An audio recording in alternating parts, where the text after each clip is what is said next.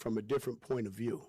And when he can see it from a different point of view with a set of different eyes, now it opens up his brain, and I mean, it's you can see it resonate. And so those are the things that I've learned about him. Now it's just about making sure we can get the continuous reps to get him back on track, to get him in game shape, because we have to get it right.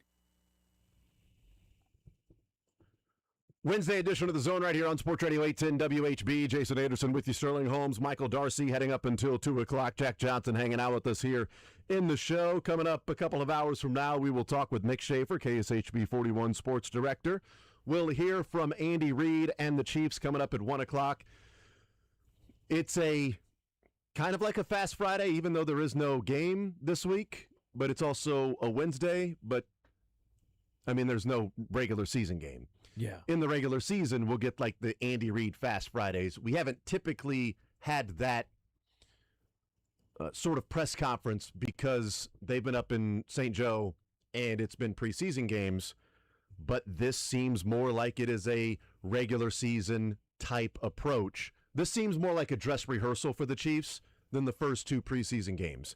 And it feels that way with even the press conference schedules that we've seen. On Thursdays, you get the coordinators and then a player. And on Friday, you get a Fast Friday with Andy Reid in the 1 o'clock hour and then players, and that's what's going to happen today. Since they play on Friday, this comes up as more of a Fast Friday.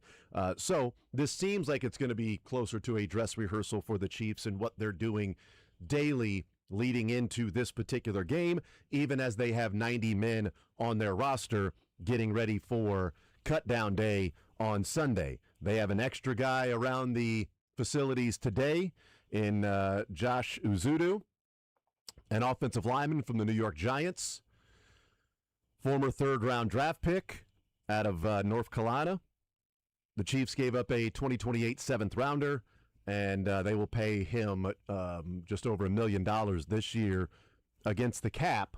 We'll talk about what kind of player they're getting, and which player does it point to? Is there a specific player that it's bad news for? We'll get into those. Yeah. Is there, and who is that guy that we will certainly get into and talk about? We will discuss what came out last night with the SEC and the Big Ten. Yesterday, the Big Ten making some of their rulings as it relates to former pro players, NFL players, the Big Ten specifically targeting the college football part of it. SEC last night making their announcement. It's not just football. It's college basketball. It's WNBA.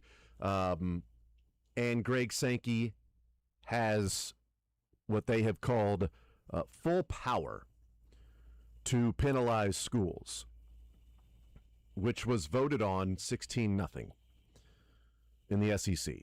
So it's not like this thing was split. That means even Lane Kiffin then agreed. Well, it means LSU did. Well, yeah, but yeah. And it also means Kentucky did as well when they're dealing with Mark Mitchell. Yeah. Which then it could be Greg Sankey can say, well, yeah, we set these things out.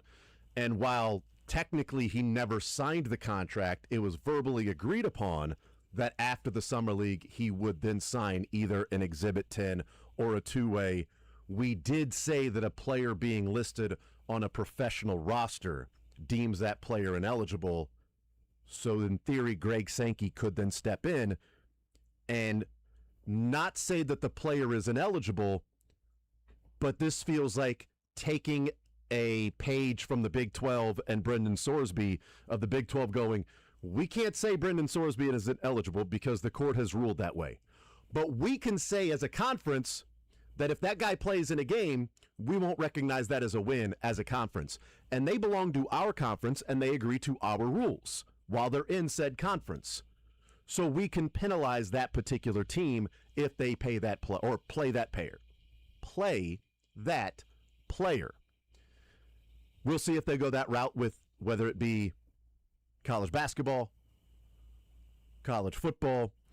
We'll find out about those things. I do want to weigh in on that. We'll get into it at some point here in the first couple of hours because I find the commentary to becoming more absurd than the issue itself. So we'll get into that. Lane Kiffin talked yesterday. We'll hear from Lane Kiffin. Let's start with the Royals. They have won 9 in a row now. It's a team that I said last Tuesday, I'm not sure they'll ever lose again. Many people are saying this team will not lose again. It wasn't a joke, by the way. You could say I was joking when I tweeted it out, but it wasn't a joke. I was being serious. And now it's become somewhat annoying. Really cool that I have to do it. I mean, I don't have to, but it's but now. You're gonna. It's superstition now. But every night when they win, I then have to retweet and put bump on the tweet that I sent out last Tuesday or Wednesday that said, this team will never lose again. And they have just gone out there and they've won and they've won and they've won and they've won and they've won. We can talk about specifically last night's game, which, by the way, let's do that. Let's start with last night's game and then we can get into the bigger picture, because I do want to talk about if we believe, and it comes down to the individual, maybe there's evidence of it, maybe there's not, but I do want to talk about if we believe there is quote-unquote momentum carryover to finishing a certain way for a team and starting the next year. I want to look at it from a bigger picture general perspective, but then I'd also like to look at it from, what about this specific team? Is there anything regarding this specific team? But let's talk about the Royals in the game last night, because, guys, last night is the best indication of how fully flipped this season and script is. Yeah. The first 2.5 months of the season, the Royals would have got thrown out at second base in the 9th inning, right? The Royals would have had Bobby Witt on deck coming up to the plate as the tying run, and would have had somebody try to stretch a single into a double when they weren't even the tying run, and got thrown out at second, and we would have said, dang it, Lane Thomas. Not even that, early in the season, there was some base running gas from Lane Thomas. But we would have said, this team has no clue how to win. This team is so poorly coached. This team does not have the fundamentals. This team hits or gets thrown out on the base paths more than they hit home runs. This team is a bad baseball team with some good baseball players, and they just play stupid baseball. That would have been the commentary today. It would have been, that's one of the dumbest decisions I've ever seen made in a baseball uniform. The flip side is, it's clearly one of the dumber decisions that was made by that particular player when you've got a guy coming up on deck that maybe has not hit a bunch of home runs this season. 0 at home. Yes, I know. But 2 months ago, that play isn't made at second, and Vladdy hits the home run for the first one in the season at home to tie it up, and they win. But not only was the play made, and it was not the gaffe by the Royals, the team that is, at that point, 16 games under 500.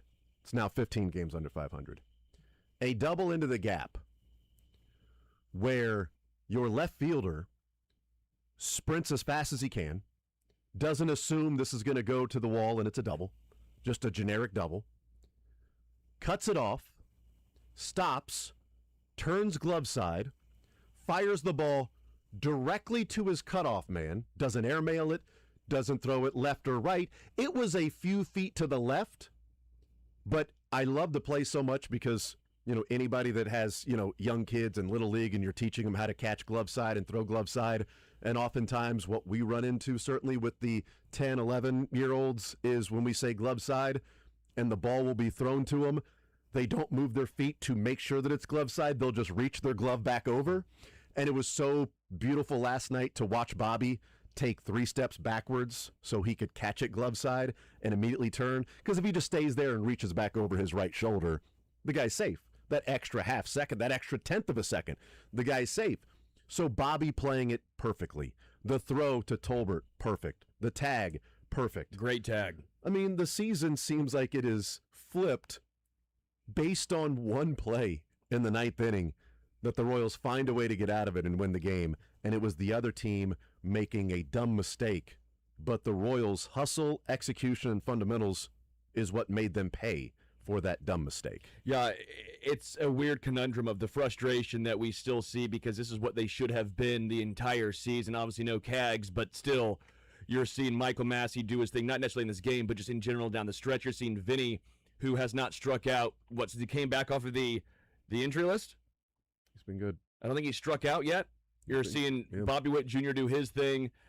Isaac Collins looks like a completely different player in the field from the first half to the second half of the season. I mean, he now, shockingly, has a plus defensive value, depending on what you look at. There's always going to be different sites that you look at that will say differently, but he's at least an average after being one of the worst fielders to start the season. I don't know how much yesterday's play goes into it and how much you can judge that as positive, negative, but to me, that was a hell of a play to get there, to cut it off, to turn and throw and hit Bobby right where you needed to hit your cutoff man.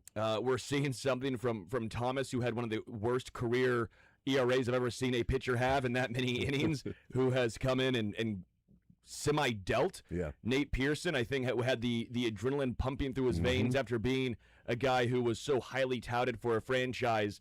I don't want to say savior, but a potential ace. I mean, he was a top prospect for Toronto. Never transpired. A lot of injuries. Now you're playing in Toronto. You get in trouble. You find ways to get out of it. You see the stuff that is electric. I mean, after the mound visit, comes out and pumps 100 on the corner. You're like, okay, wow, a little different. Steven Cruz didn't have his best stuff, clearly. It wasn't all his fault. There was a really, really weak bleeder over Nick Lofton's head at like 54 miles an hour off the bat. It happens. But again, this team, you're right, first half of the season, first 75% of what we've seen this season, they don't win this game. I am enthused going forward. It is frustrating because this should have been the team we watched all season long. But yet that is a sunk cost now at this point. Where can the positives be going forward? Seeing Vinny do this, to me, because there was talks of, do you just move on from him?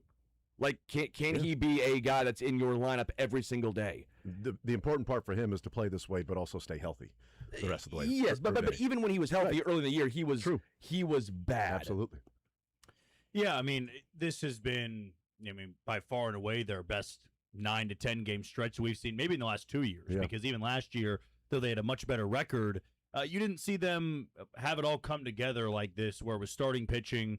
It was offense being able to come through with 2 outs and runners in scoring position. The bullpen has not been phenomenal, but it kind of does have that different feel as of right now in a 9-game winning streak than it did for 85% of the season, where a guy like Connor Thomas, who came into the Royals organization with a 20-plus ERA, and a lot of that was because it was the Braves, I believe, that just had to leave him out there to die against the Mets earlier this year. It was sometimes it's like one of those, you got to wear it. Yeah, it was actually the Mets broadcast was audibly talking about how bad they felt for him, and like, oh, this is not good for baseball. This poor guy has to sit out there and just see the runs keep coming through. But here he is in the Royals bullpen, having to throw the 7th inning because they went to Schreiber in the 6th, and it was matchup based. Better part of the lineup coming up for Schreiber. Lefties due up. Connor Thomas is the only lefty in the bullpen right now because Lynch is in the rotation, and when you're playing well, you see those things go in your favor a bit more. The single into the gap that ends up ending the game, I'd love to hear people's side of, when we look at base running gaffes, we look at fielding gaffes.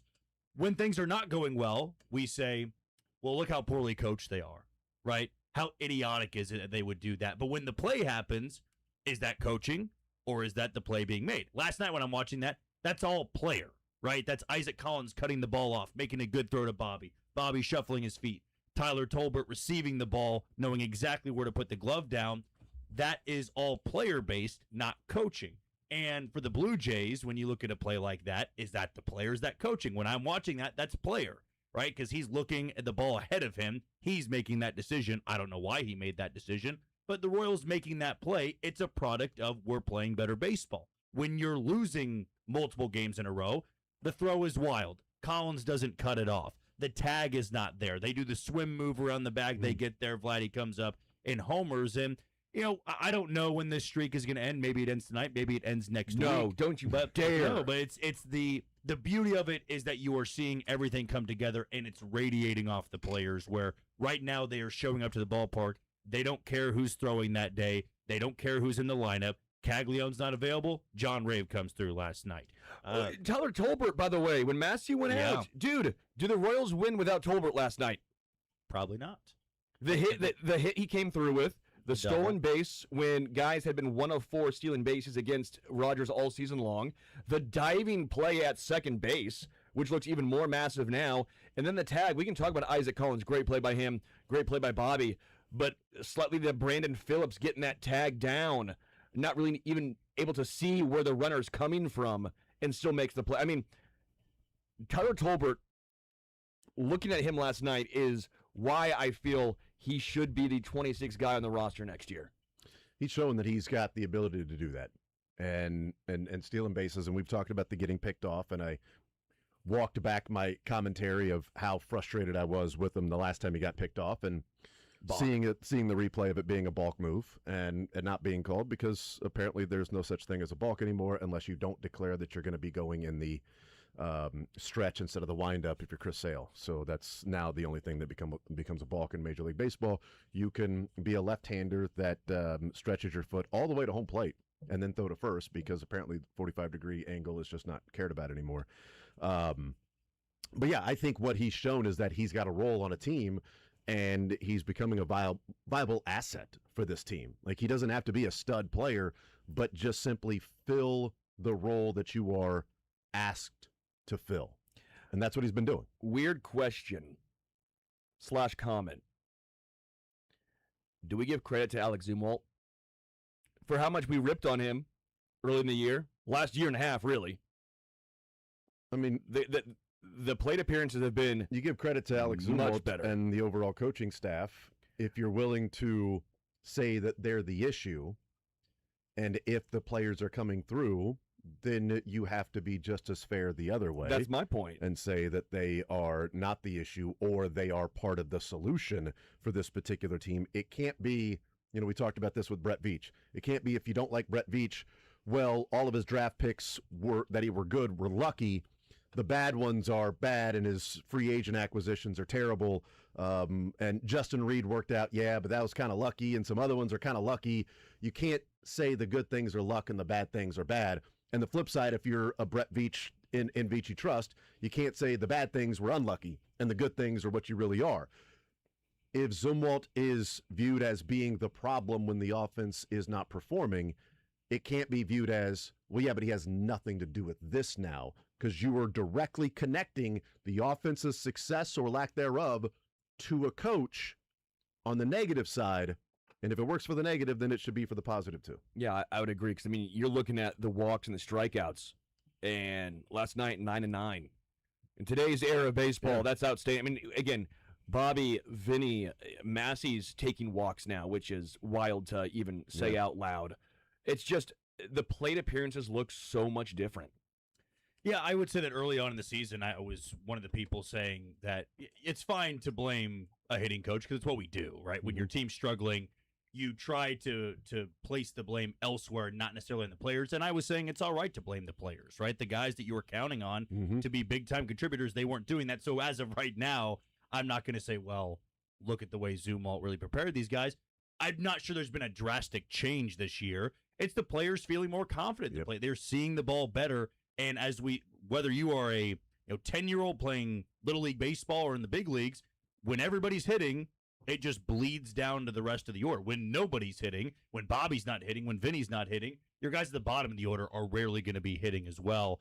So I believe it's the players just coming through here, not changing too much. And honestly, when you're changing a lot of stuff, when you're struggling, that doesn't always help you. We like to see that, look at Carter changing his stance, and that looks good. But when you're altering your stance 3 or 4 times throughout the season, you're not going to be able to get into a rhythm. You're not going to be able to get into a flow. We're now seeing that with guys that were not there at the beginning of the season.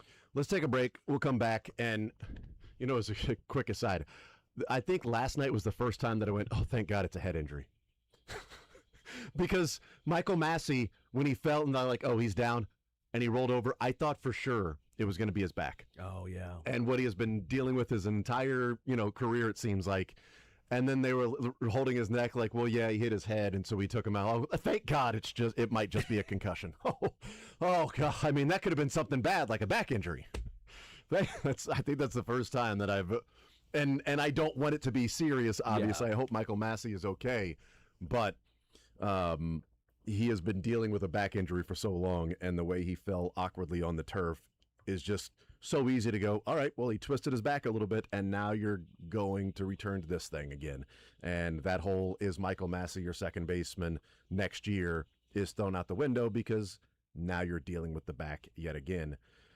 That isn't the case, oddly enough, in a positive way. We'll take a timeout. We'll come back. I do want to talk about whether or not we believe in carryover or momentum from one year to the next in general and specifically with this particular team. More so next.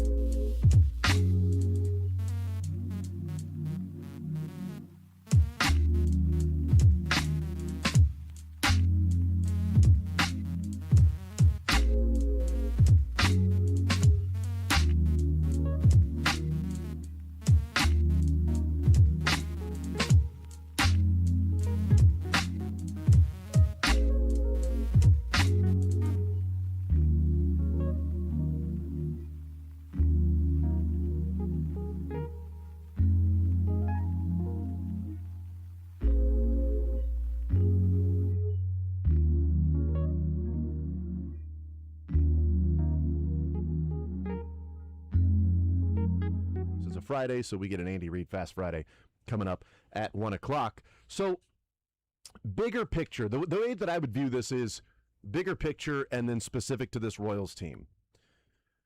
Bigger picture, a team playing really good baseball down the stretch that does not make the playoffs. And then the question of, okay, can that carry over to the next year?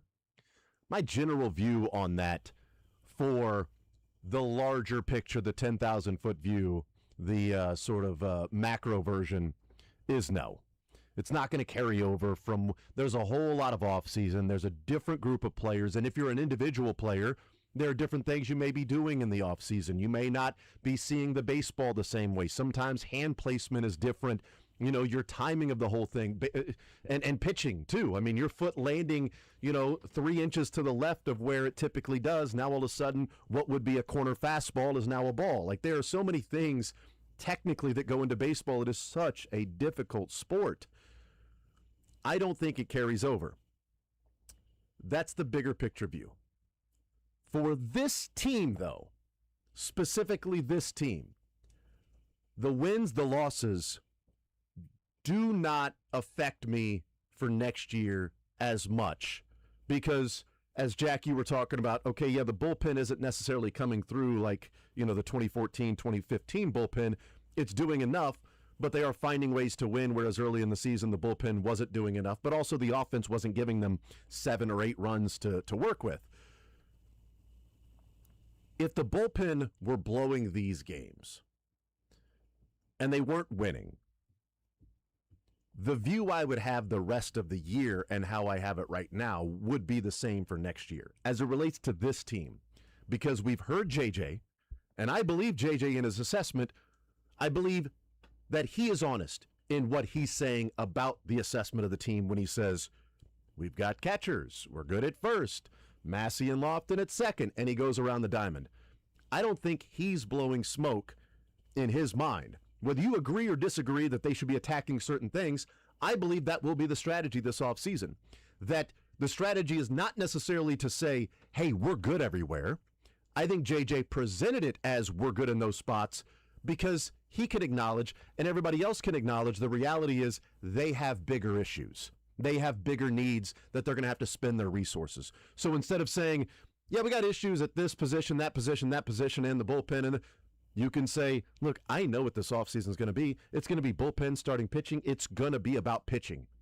So I need to let the team know we're good in the places that we're not going to address. Or maybe he actually believes that. But reality to me is, or at least what I'm hoping is the case, and what may be different than a bigger picture view of what just any general sort of team would be, is that if the position players are the ones you will be playing with next year, I think there is some value to this guy batting in this spot, this guy coming up after him, this guy, playing this way, understanding what you get there. If it's Collins and Isbell in left field, if it's Kaggs in right, if it's Rave getting opportunities, if it's Tolbert getting opportunities, if it's Lofton moving around the diamond, if it's Michael Massey playing a certain way. I think there is value in this lineup, these players that are going to return next year, playing the way they are and producing the way they are. Whether that's they score 9 runs and they lose 11-9, okay, is that an impact for next year? The wins and losses, not necessarily. This specific team, I do think there is something tangible that can be gained because you're going to go into next season with a large majority of what this lineup looks like. Yeah, the only bullpen guys I'm looking at really, because now that Daniel Lynch is a starter, Steven Cruz and Nate Pearson. Mm-hmm. Those are really the only 2 bullpen guys I'm looking at as far as if you want to throw Thomas in there as a lefty. I'm not. Yeah. I'm not. That's no. Yeah. It's Pearson and Cruz. So outside of those 2 guys in the bullpen, it doesn't really matter to your guys' point. You're looking at, can Carter break out of the slump, which there are signs, right? Can Isaac Collins continue to end on a high note? The issue is he started off so bad, then got real hot, then got real bad again. You need to find what do you have in him. I don't love Kyle Isbell starting to do a little better because that almost makes it seem like, hey, they're going to roll with him again next year in center field, which, again, my thoughts on that. I think it's a mistake. But, yeah, the Tolberts, the Masseys, the Loftons, Vinny getting going again, you need to see Vinny end on a high note. You have to. Now, I know this team's going to start off bad in April. We know that, right? There's no denying they're going to start off bad in April. That's what they do. Kind of what they do. Kind of what they do. For the most part, yeah. But there are takeaways that will bleed into next year. Yes, not the wins and losses necessarily, although I'm shocked you don't think 88 and 74 is going to not make the playoffs. Oh, because they're not going to lose again. They're not going to lose again. So yeah, that is going to be tough. Well, the problem is the Guardians aren't losing again, and yeah, those other teams keep winning too. Those stupid Cleveland Guardians. But I think you're right.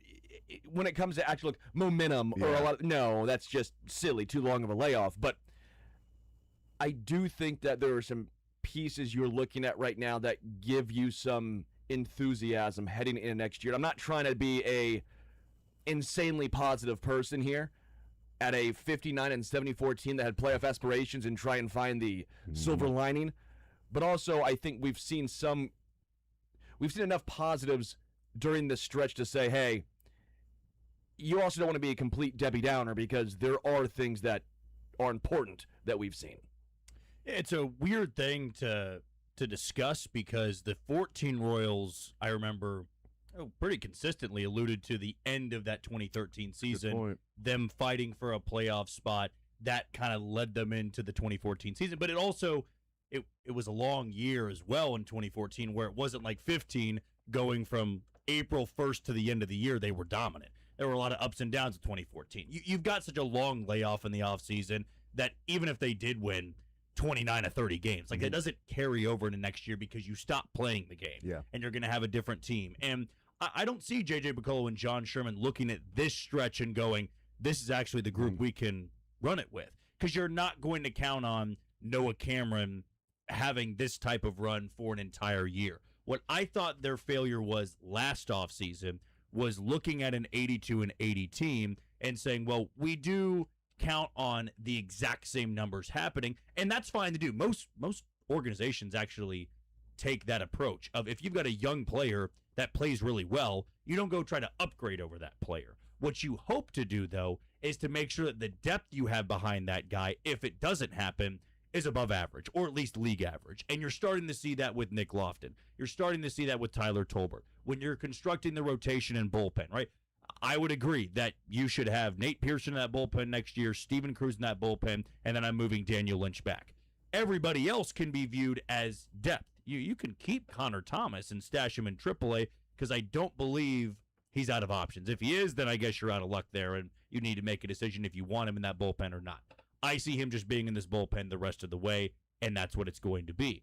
Craig Kimbrell's not going to be back. I doubt John Schreiber will be back because he's a unrestricted free agent. But more so on the position player side, is Isaac Collins a starter? My vote would be no. I would be much happier if they went out there and gave a Taylor Ward a 1 or a 2 year deal and said, that's our left fielder / DH. If Ward is DHing, Collins can be in left. If Ward's in left field, Collins isn't playing. Perez would be DHing, or you could get a little bit more creative in that regard. Nick Lofton could DH. And that's what needs to be maybe number 4 or 5 on the list of things to do. You got to have a good bench. I thought that the last 2 years, the bench was really poor, where if Garcia gets hurt, if Vinny gets hurt, you can't have a bunch of Luke Maileys out there that are just on the roster because they're great clubhouse guys. You have to have production. Nick Lofton has shown that this year. I thought Lane Thomas, when he was here, showed he was good depth for the team. And that is as important as assembling your starters. Because even with the bullpen, too, you can go out there and sign 2 or 3 big names. Okay, what if what happened to Matt Strahm happens to them, where they're not good? All right, well, who is the replacement for him? Nobody had the conversation of Lucas Ursig being in AAA last year at this point. It's like, okay, well, looking to the bullpen next year, you got Ursig as your number 1 reliever, so you have to prepare. Saves leader, Estevez, absolutely. Lucas Ursig with a 2.6 ERA, and you bring in Matt Strahm. 7.89 feels good. We like that lineup of the bullpen. You have to prepare for the unexpected. Nate Pearson looks really good. Okay, what if he sucks next year? Right. Who is your guy to replace him? And so, we all would love to see them go out there and get a number 1. I'd expect them to get a number 1, whether it's free agency or it's trade. What if he doesn't pitch well? What if what happened to Framber Valdez this year happens to the guy you give a lot of money to? Yeah. Who's the guy filling in? And Can you find another Randy Dobnak? The Tigers pieced it together as their closer. Then they said, bleep that, we're going to go get Kenley Jansen. And Kenley Jansen's been okay.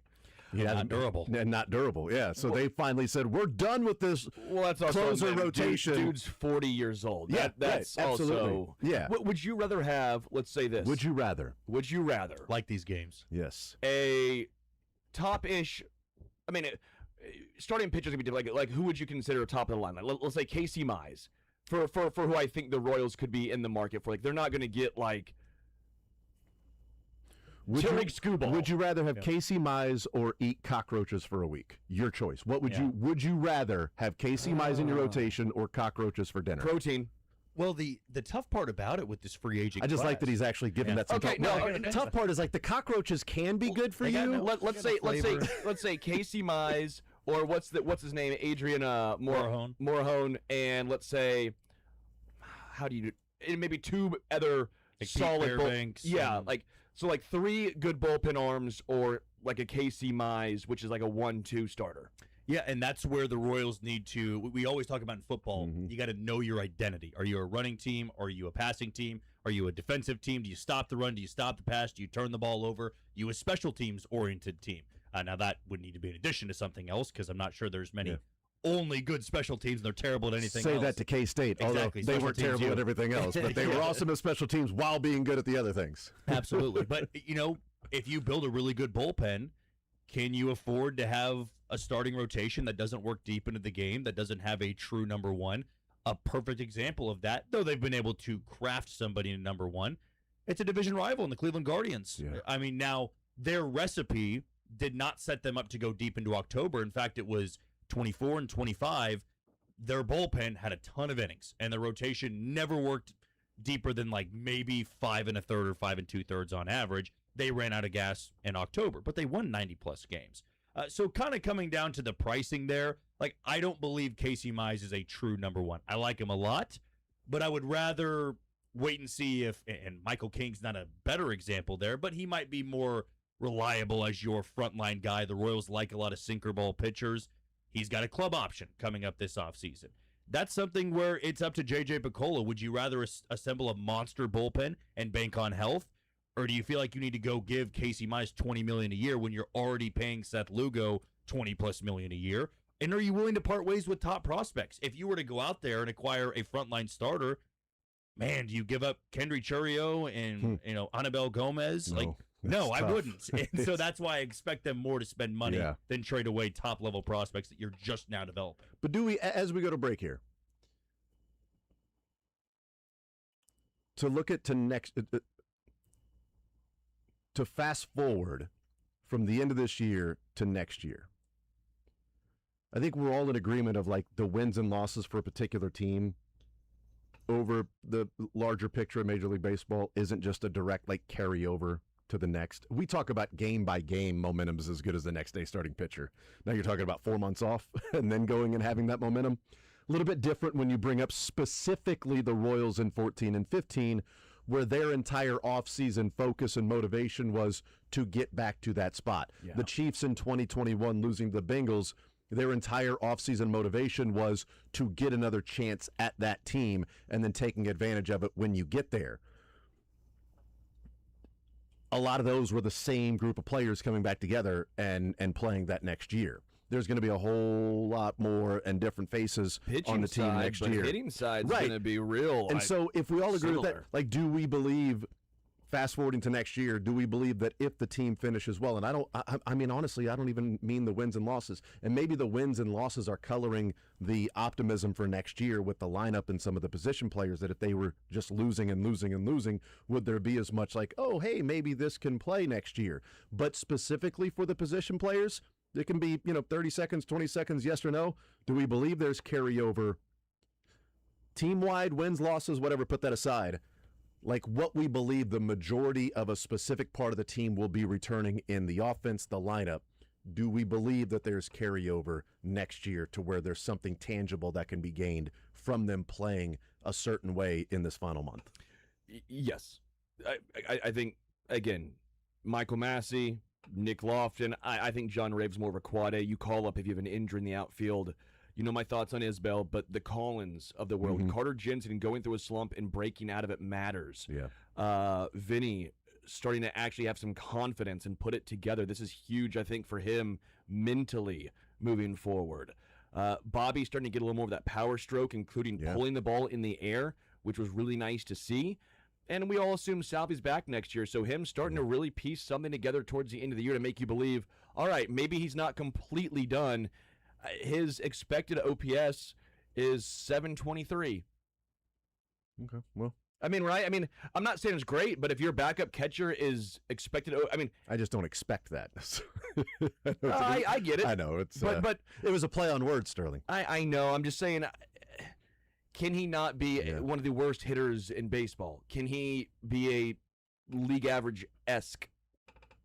So far, the answer this year is no. Is no. Quickly?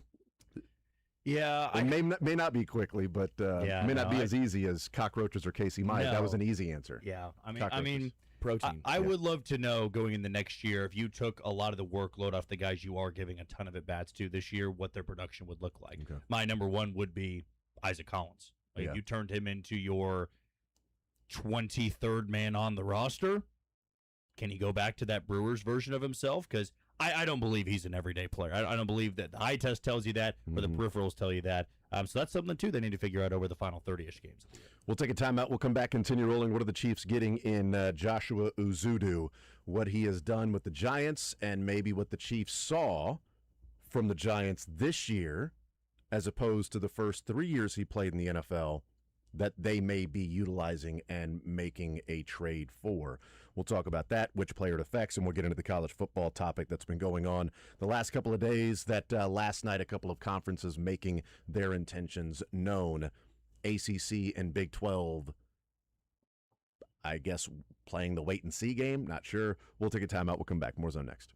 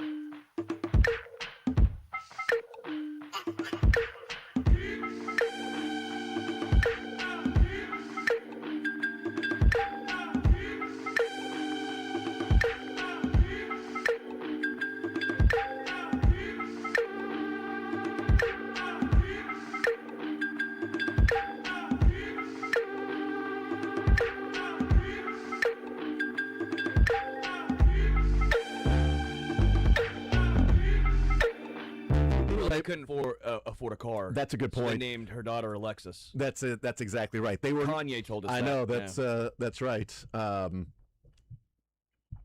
She had hair so long that it looked like weave. Then she cut it all off. Now she looks like Eve. Dude, that song slaps. We can just do this if you want to. Yeah. No, we can't. We can. We can. I absolutely can. Probably the entire song. Do we go to karaoke after this and sing "All Falls Down" by Kanye? Pretty sure that was already on the schedule. Okay. Okay. 2:30 karaoke. Consider me there, everybody. So they get Joshua Uzudu, and they give up a 2028 seventh rounder. What I've learned about Joshua Uzudu is that he's not a left tackle.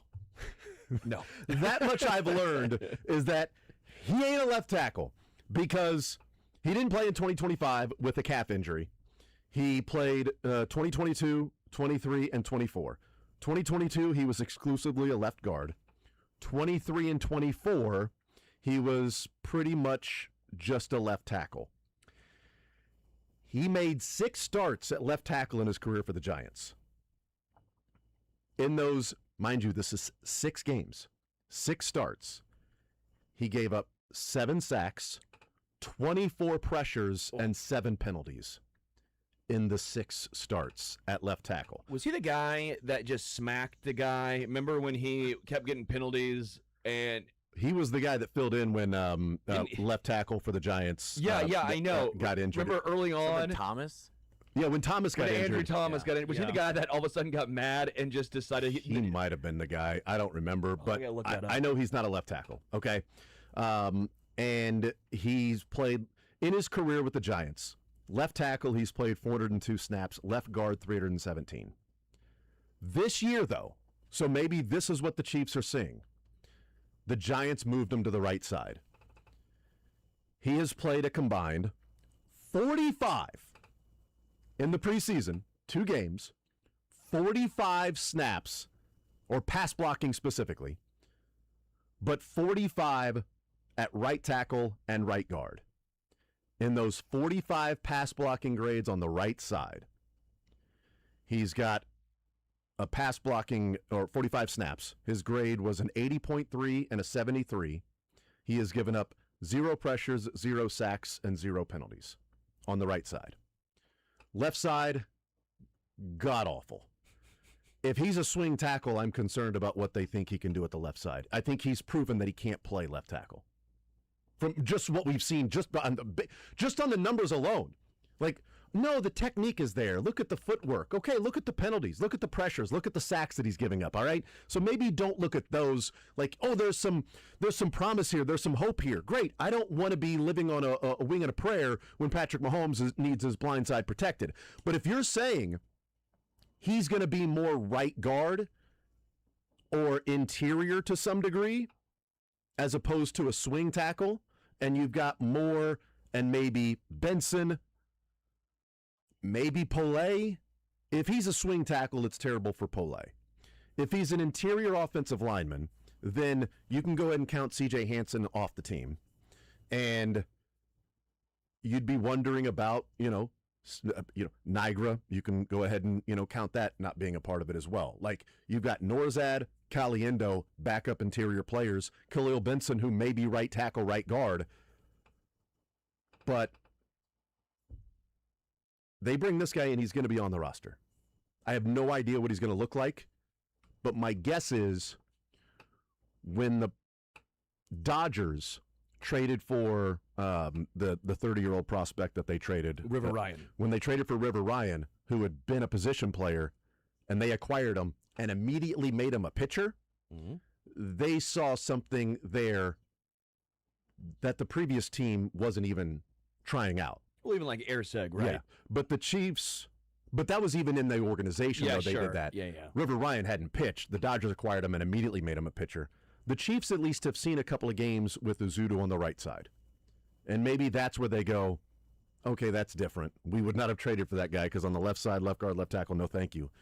But we see what he's doing on the right side, and we need interior depth there. He's available. He won't get to number 9 in the waivers? I don't know. The Giants have depth. They've been shopping some of their interior depth. Maybe that's the case. Maybe the Chiefs are seeing proof of concept in a couple of games that this guy's actually more of a right guard, maybe move out to right tackle in a pinch. Just don't put him on the left side of the offensive line. Yeah, I think it's horrendous for C.J. Hansen, obviously. I think it's not great for Caliendo either, Yeah. by the way. I mean, when we saw the injuries and it was Khalil Benson at right guard and Moore at right tackle, I thought that was a bad sign for Caliendo. I think it's even a worse sign now for Caliendo. Not probably good for Pete Niagara. He got a lot of run. What did he get that first game? Got a ton of snaps to see what he looked like. Clearly, I think that, to me, bringing in this player shows that they don't believe him to be the answer at backup guard. So, yeah, I think, to me, this is a backup guard, not tackle, guard. I think you like what you have in Khalil Benson enough to be your backup right tackle to Jalen Moore. I think Esapola you like enough to be your backup left tackle. I think this is strictly an interior depth move, because that was weak for KC. Yeah, it's important, coming off of last year, you got to have a ton of depth there. Yeah. You can't be throwing guys out there that are going to be penalty machines or they're going to get run over. And honestly, we saw a lot of that in the preseason. I was not impressed whatsoever with some of the backups, especially on the interior. This is a move that, you're giving up a 7th rounder in 2028. This is a guy that you probably can leave on the right side of the line, and fingers crossed, he never has to play. But on the off chance that he does, I might be a little bit more comfortable with him being out there compared to what we've seen with the guys in preseason. Well, if he's on the roster, which you trade a 2028 7th rounder for, you would hope that he would be on the roster, especially when you're talking about 5 days away from cut down. You would have Simmons, Kingsley, Creed, Trey, let's say Jalen Moore for now. There's 5. Sure. Benson's on the roster. There's 6. Azudu's on the roster. There's 7. I think Norzad's on the roster because of backup center. There's 8. Yeah. And if they're going to keep 4 tight ends and 4 running backs, they're probably only going to keep 9 offensive linemen. That means there's 1 spot available. Is that Pole? Is that Caliendo? Is it Hansen? Is it Driscoll? It's not Hansen. I don't think it's Driscoll. I think it's Pole and Caliendo. That would give you a tackle and then another guard. So it would give you Azudu, Norzad, Caliendo, backup interior, Benson going guard/tackle, and Pole probably more tackle. Give you 4 tackles on the roster at that point, and 5 interior offensive linemen. Sorry, I'll get there eventually. Numbers. We'll see.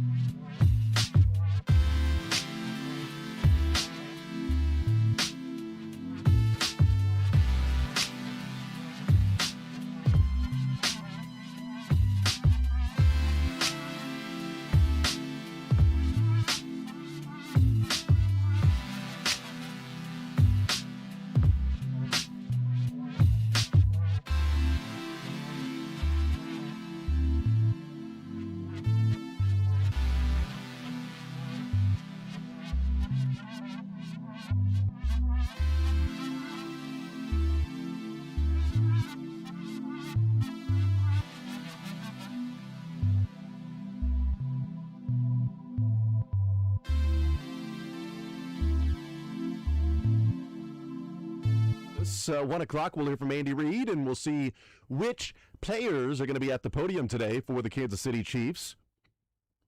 We know they have a new player as of last night, Joshua Uzudu, offensive lineman. If he's a swing tackle or an interior player, the left side of the line didn't exactly work out for his career. They moved him to the right side. He's looked decent, okay, good. On the right side in limited action in the preseason, right tackle and right guard. And the Chiefs make a trade for him. And if you are going through and just looking at the numbers of it, we went ahead and named 8 players already on the Chiefs roster for offensive line if they're going to keep 9. Simmons, Kingsley, Creed, Trey Moore, there's 5. Benson equals 6. Uzudu is on the roster, there's 7. I believe Norzad is going to be on the roster as your main backup center, there's 8. I got one more spot. And it's Pole, Caliendo, Hansen, Driscoll. It's pretty thin at that point, so it's either Pole or it's going to be, Caliendo. And if you're bringing in a guy that has experience like this, missed all of last season, but has played for 719 snaps in the NFL, so there's some experience. I don't know that you're doing that for C.J. Hansen. You're probably doing that for a Caliendo as your experience, and probably not moving on from Pole unless your plan, and here's the only thing I would say that you move on from Pole, unless your plan is Benson is definitely your right tackle, Uzudu is definitely your right tackle, and Jalen Moore is definitely your left tackle. So you have Simmons and Moore on the left side, and you've got Benson and Uzudu on the right side, and that's it. There's not a swing tackle, and if that's the case, then Pole becomes expendable, and Caliendo's on the roster. Sure. That's the only way I can see that, but that would be Uzudu being specifically a tackle, and it cannot be the left side. So we've seen Uzudu and even Moore and Benson play guard as well. There's versatility. Caliendo cannot play tackle. So Good call. if you're looking at versatility, it's a great point. Yeah, Yep. I don't see how Caliendo makes his team. Yeah, that's a great point. I mean, and just more premium position. Do you really want to cut a guard or cut a tackle to keep a guard? We saw Pole get picked up last year, but then also you got cut and made it through waivers to come back to KC, so take that as you will. Caliendo, I don't necessarily see a team going, we got to stash this guy. We got to make sure we roster him on the 53-man. I don't see it. He's had his opportunities. We've seen Caliendo have fine games before. We've also seen him look like he cannot play. I think the Chiefs are keeping Pole and moving on from Caliendo. I think the writing's on the wall. So the Chiefs gave Caliendo 1.35 on March 14th to bring him back.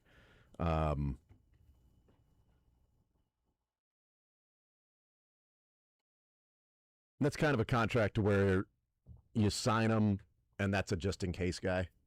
Yeah. You can move on from the 1.13, even if you round up 1.2. I guess it's 1.35, so 1.4. You can move on from the 1.4 if need be. If you find a better solution there, that's palatable. You sign somebody as if this is our 8th or 9th guy or 10th guy on our offensive line, okay. That's why we're giving him $1.4 million. We're not giving him $8 million to be our 7th or 8th guy. We're giving him $1.4 million that if he's our backup interior guy after Norzad, then hey, there's insurance. We're paying $1.4 for insurance. Sometimes you never have to call in a claim. Sometimes you bring in Uzudu and you call in that claim. And then your $1.4 million, you move on from him and say it was insurance. We weren't getting what we wanted from him, so we acquired somebody else that we feel like is already in a better spot, who's also on a 1-year deal. It's just a sunk cost. Yeah. You know my thoughts on the Go ahead and drink. sunk cost Should we do that drinking methodology. game? Honestly, you guys would be hammered if we did take a shot every time I say sunk cost. That was straight tequila too from Jason. For a guy that doesn't drink, that was impressive. It wasn't even a shot. That was just a pull. Yeah, that was just a longer sip. No, I was just enjoying it. You know what I mean? I was savoring the flavor. But I think they've done that a lot. Again, we go back to Richard. Breland, right? The first draft pick by Veach, and he goes, "He's not good enough. We're moving on." Like, no. Breland speaks. Breland speaks. Yeah, I know. But Yeah. Breland was the cornerback. Breland speaks yeah. was the edge. Yeah, But I thought you were just talking about bringing him back on a 1-year deal in Breland. But go ahead. No, but they've done a good job of, hey, it doesn't really matter a ton where you're drafted. If you're better, we're going to play you. If you're the better player, you will get run. And they've moved on from draft picks that particular year. Coburn and Kamal Hadden are both guys they've drafted and said, we're going to go ahead and cut our losses at this point and cut these guys and move on. Josh Williams was a 4th rounder. Jalen Watson was a 7th. Who did they go with? The 7th rounder. Yeah. I mean, it didn't matter. They went with the better player. Yeah, and so they're not the Browns. They're not going with the worst player because he's making $50 million. Yes, correct. And so I think that for me, yeah, they brought back Caliendo and go, you know what? He is simply not good enough. I don't care that we brought him back. He is not good enough. And he may not be the guy and we're targeting here. And maybe it's not the guy, but still, that's the way I view this. They brought in Elijah Mitchell. They said he was simply not good enough. They paid for Christian Fulton. They said he was simply not good enough. We're going to go with Noah Williams. Like, this is what this Chiefs team has done. So I like the move. They're not sitting on their hands saying, well, we brought him in and gave him a contract in March, so we have to stick with him. No. Well, and let's say they go the route of Izudu has taken the spot of Caliendo. They gave Caliendo $1.35 million. If you were to cut him, you take on a dead cap hit of $650,000, which means that you're saving $700,000. So then you're really adding $700,000 to the salary cap by bringing in somebody at 1.4. So it's sort of rearranging deck chairs on a Titanic without it actually sort of sinking, but just at the end of your roster there, because it's essentially the same thing. Good enough, you maybe could have saved the Titanic. That's a good point. Maybe you the weight, distribution. You could have then missed the iceberg the whole time. The iceberg, that's true. Yeah. Plus, it's top 51 anyway, and all of that stuff. So we'll see, who he takes the spot of. But I would guess at this point, and I don't know if they've had to or they did, or what the 90-man roster looks like if they had to do the old baseball corresponding move when you bring that guy in. I don't know, because you got to be at 90, and then on Sunday you got to be down to 53. So we'll find out if there's any impact with that. But I think we're in agreement that it's terrible news for Hansen, and they might have to bop him off the roster. It is maybe not great news for. I moved on from it. Good Hansen. I moved on from it quickly, and we also believe it's probably not the best news for Caliendo. Yeah, that the interior offensive line, I would guess, is going to be Kingsley, Creed, Trey, Norzad, Uzudu. Well, the second string, third string has looked horrendous. I mean, hell, the first string hasn't looked very good either. Well, in 48 hours, we'll be presenting what we believe will be the 53-man roster. Oh, yeah. So, and by the way, the last week or so when we've been saying there are guys that are going to be on the 53-man roster that are not on the roster right now. Well, we know of one. This guy.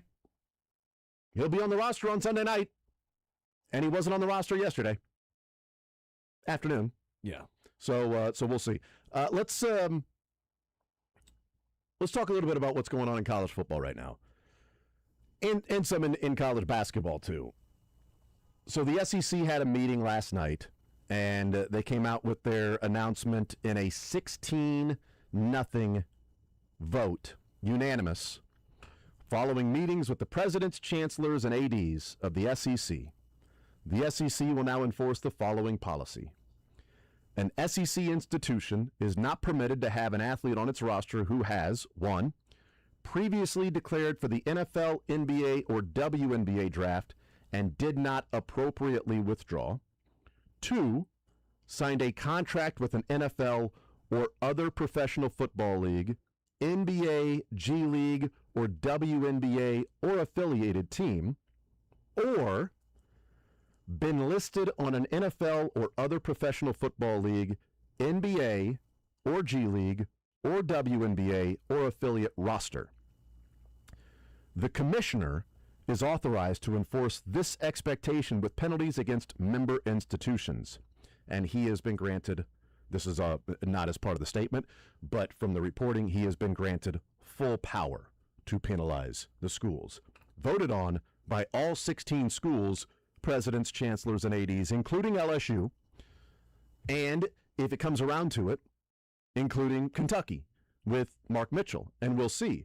There's also still the element of transferring within conference without having your name in the portal immediately after the basketball season is over, which is what Mark Mitchell would be faced with. He did not have his name in the portal. To transfer interest conference, you'd have to then have your name in the portal in that April, 2-week stretch or whatever that was. He may be one that they make an exception for because he falls into the 2022 freshman class, which is what we're specifically talking about here. Yeah. And the 2022 class, I understand their arguments. And by the way, the Daquan Wright, kid that's going to LSU, who's a pretty damn good player, he's been the face of it, but there are tons, and I mean tons of players that are part of lawsuits to return for their 5th year in the 5-for-5. When the NCAA was going about creating the 5-for-5, meaning you can redshirt, you can do whatever, you've got 5 years to play 5. You can play 5 years, but you have 5 years to do that. So, if you're 30 years old now, you can't do that because your 5 years have passed. So it's 5 years after your senior year or your first year after turning 19. So whichever comes first, the way that they sort of break it down. There's very specific ways to when your 5-year window opens, which is getting to the absurdity of the commentary, which I'll get into at some point in this hour, or even with Mick Schaefer. It's the 2022 class that is saying, hold on. 2020 lost a year of eligibility. They were granted that. 2021 lost senior year of sports, and they were granted extra. 23 is part of the 5-for-5. Yeah. We are the class right in the middle here that's not given an extra year. Yeah. That not at any point have we been given. We've played 4. We've done that, and now you're saying we're done. And now starting with the next one, everybody else 2 before, and then in perpetuity after will be given a 5th year, except us. And that's where the lawsuits have said, we agree. The judges have said, we agree. You should be counted, the 2022 class should be counted in the 5-for-5. That's what we're getting to in this, which is why I don't think the whole, you can never say what is or is not going to be ultimately a slippery slope. I just happen to believe this is a very specific situation for this particular freshman class that is caught in the middle. Sometimes it's unfair. We talked with Braden Gall about it yesterday. Life's unfair. Sometimes you are just in the middle, and it's like, well, that sucks because I was playing by a different set of rules, and as soon as I graduated, a different set of rules came in. That's just life. You also can look in the mirror and go, man, how lucky am I that I got to play 4 years in the NIL era? Yeah. Like Daquan Wright. How lucky is he that he got to play 4 years transferring from Virginia Tech or wherever he was to Ole Miss? I bet he got a decent amount of change to go to Ole Miss and transferring. 10 years ago, he doesn't get that. Okay, they got to give it to him in a paper envelope. They gotta do it that they gotta go in the back door instead of just in front door. So you're pretty lucky by being born when you were and playing in this era of college football. So this is not a you just got screwed totally. No, you got a lot of money playing college football for the most part, especially these players that are talking about returning for a 5th year. So there is some, okay, this sucks, it's unlucky. And there's some, well, you also benefited from the system too. But I understand why the judges are ruling in the way that they are, because they're saying this is one class that's sort of in the middle It's here. very specific. It is, and I don't think this is going to be where, well, now next year, are we going to have teams that are drafting somebody in the 3rd round and negotiating and wondering, is this guy going to go back to college? No, he's not going to go back to college. He's going to the NFL. It's what he's doing. And if you're entering the NFL draft as an underclassman and you're keeping your name in the draft and you're drafted, there are rules already in place. So guys like Mark Mitchell, technically, because he was out of eligibility, he did not have to, quote, declare and put his name, I do declare. He did not have to declare for the NBA draft. He did not have to then say, I'm withdrawing from the NBA draft, because he was out of eligibility. Anybody that's out of eligibility is automatically entered into the NBA draft. So Mark Mitchell would not fall in the line of, he did not take his name out of the draft in a certain amount of time. Well, he was automatically entered, okay? It's like having to opt out of a class action lawsuit. Like, Yeah. you're already in the lawsuit, and if you reach out, you can opt out, but you're in it. And apparently he didn't actually sign the Exhibit 10 contract with the Denver Nuggets to play on the Summer League. But his name is on the NBA Denver Nuggets roster. So that's a sidebar and a little bit different than what we're talking about here. I believe this is, and we've talked a little bit about it, and I think you and I are in agreement here. I believe this is a very specific, this summer issue, this group of players that are looking for the 5 for 5. And after that, we won't get into the whole, well, this guy went to training camp and he got cut and then he goes somewhere else. There are going to be specific rules there. And if that kid played his 5 years, it's going to be hard to go to a judge and say, no, this judge, give him a 6th year. Well, he played 5. He had 5. Yeah. Those are the rules. He played the 5. What you're getting into is when you're saying Diego Pavia was arguing his junior college shouldn't count for his eligibility.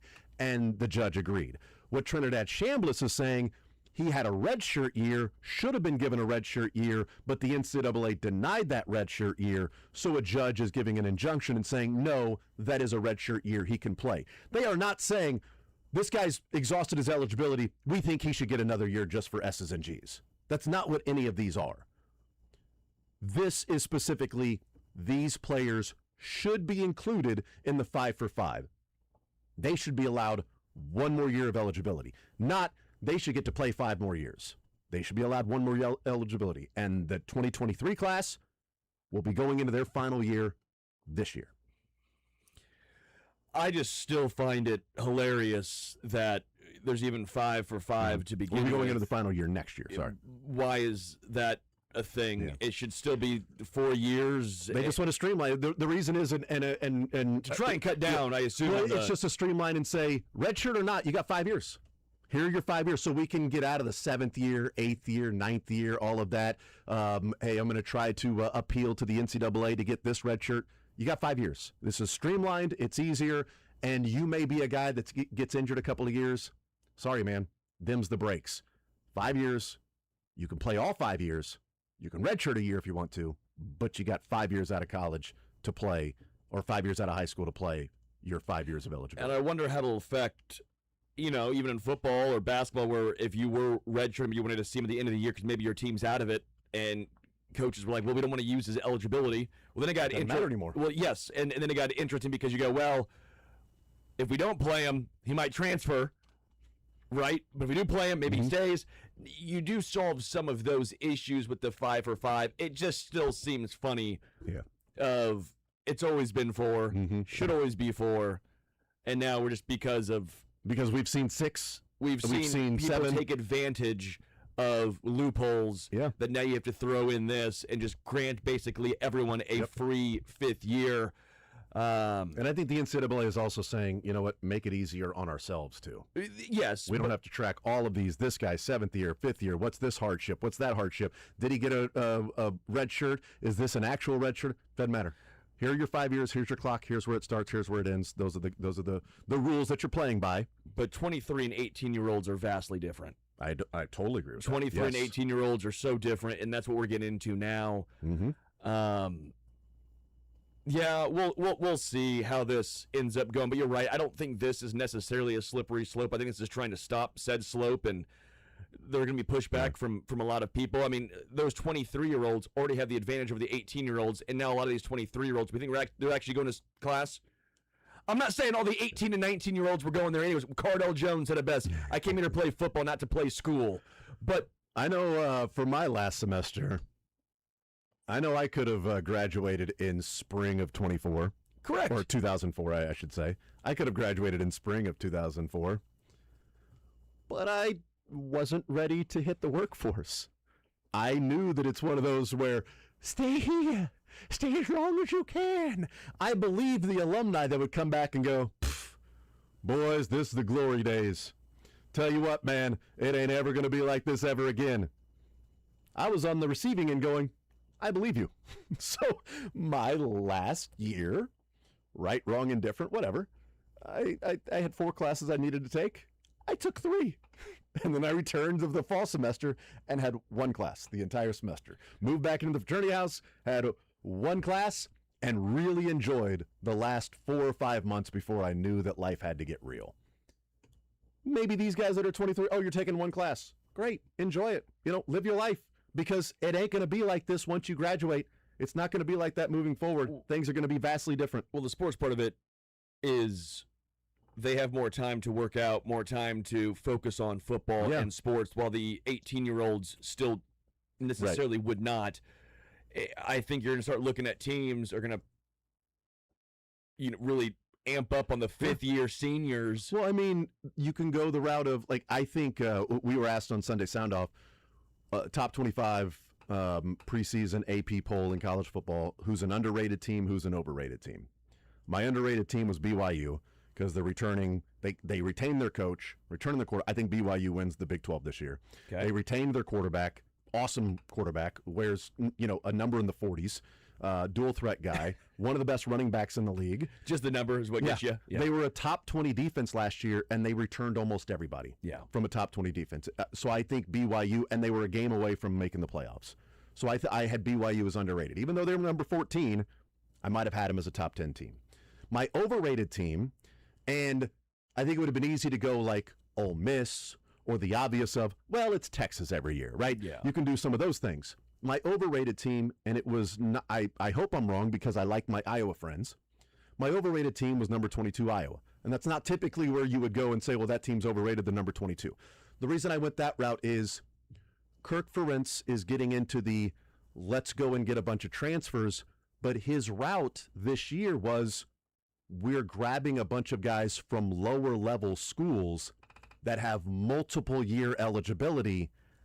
I believe this will be the taking your lumps year. I think next year they may be an underrated team. Yeah. Depending on if they now, obviously Iowa's going to be ranked. They're going to go 8-4. There's going to be 2 games along the way where you went, man, if they just would have won that game, that's what Iowa does. And then a rinse and repeat every year. Yeah. I just think this year is going to be tougher with the lower level players making the jump to the Big Ten. But he didn't go and grab those players with 1-year eligibility. He grabbed those players to be in the system for multiple years. And that's where sort of, you're talking about when you get into the 20, 22, 23-year-olds. If you've got guys for just 1 year, they're probably in their 22, 23-year-old age. Well, you saw with Michigan last year with Yaxel Lindenberg. That's right, yeah. And Mendoza. Is last year for Indiana, old man with a software chip of Kirk Cousins in his mind, even when he was in college. That's just what he is. That's why Trinidad Chambliss, I think, didn't have such an issue going from smaller. Was it Ferris State? Yeah. To and the big. I mean, he's older. Yeah, you see that. By the way, this we'll take a break, and I do want to hear from Lane Kiffin, but this was sent to me yesterday by my buddy. Trinidad Chambliss is 24. Yeah. My buddy, we live in different cities. So my buddy sent me this and said, this is so accurate. And it goes along what we were talking about of the guys returning and just having one class. Says this meme, me at 20, quote, I have 50 friends within a 20-minute walk of my apartment. This is a normal number of friends and is probably what life will be like forever. Me at 30, quote, I only have 10 friends in my city and 3 are from work. I miss the insane abundance of friendship I had at 22. Me at 40, quote, I have 5 friends total, 4 live in other states. I'm at capacity. Dude, that is the most true thing ever. From 20 to 40, just the dwindling of friends where it's like, this is going to be forever. You know it's not going to be forever. Stay here. Stay as long as you can. I can't wait till I get to hike school. We'll hear from Lane Kiffin coming up next.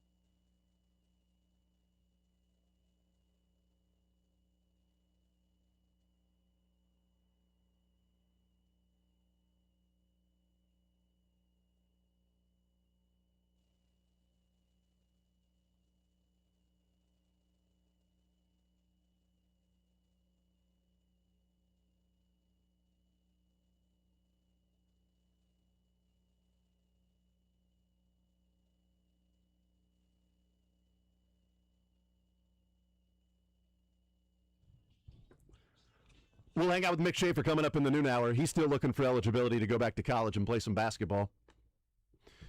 R.J. Lewis looks like he's not going to be playing basketball for LSU because he definitely falls within all of the things that the SEC came out and said that player is not eligible. So Will Wade is like, hold on, Lane Kiffin gets his guy and I don't?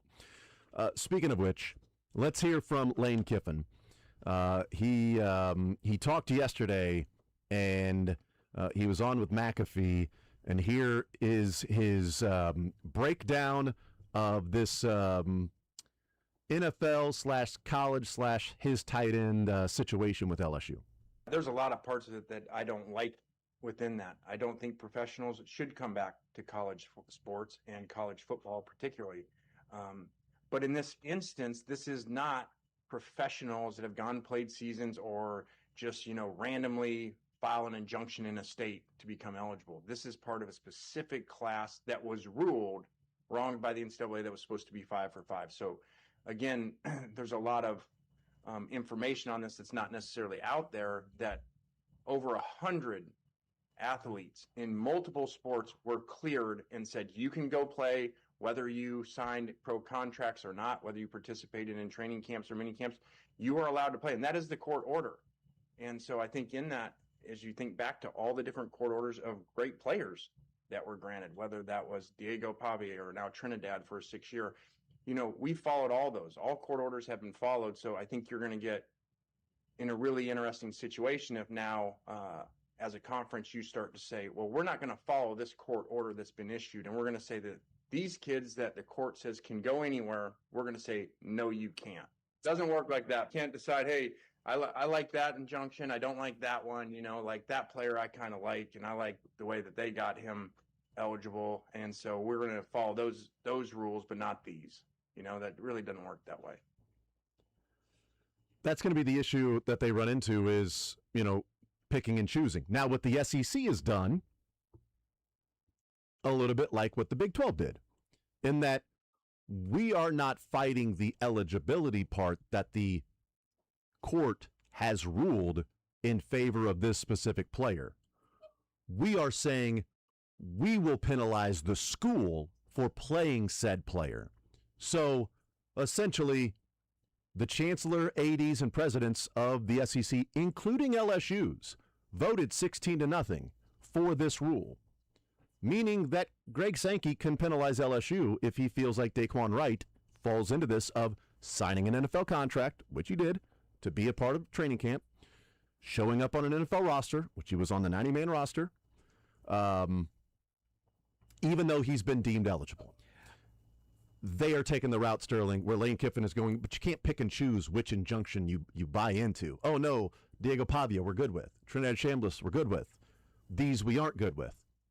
Well, yeah, but that's what the SEC is agreeing with and saying, yeah, we can't fight those. But if you're a member institution of our conference, you will live by our bylaws, and we will vote that you will get penalized specifically for playing that player. I think right now what you have to do is I honestly think you have to let Wright play this year, and that's the cutoff. At some point, you have to have a cutoff. I think this is the cutoff because they brought him back before this came through, right? Yeah. I don't know how. Yeah, he was what prompted this. Yeah, no, that's my point. But he, at some point, he'd say, okay, this is the final guy before the rule changes, because I do think it's unfair to him to an extent, right? Yeah. Right. I mean, yes. if you were right, you're saying, whoa. I was told I can come back. Now that I'm back, I can't. Well, I already moved my stuff back down to Baton Rouge and LA. Baton.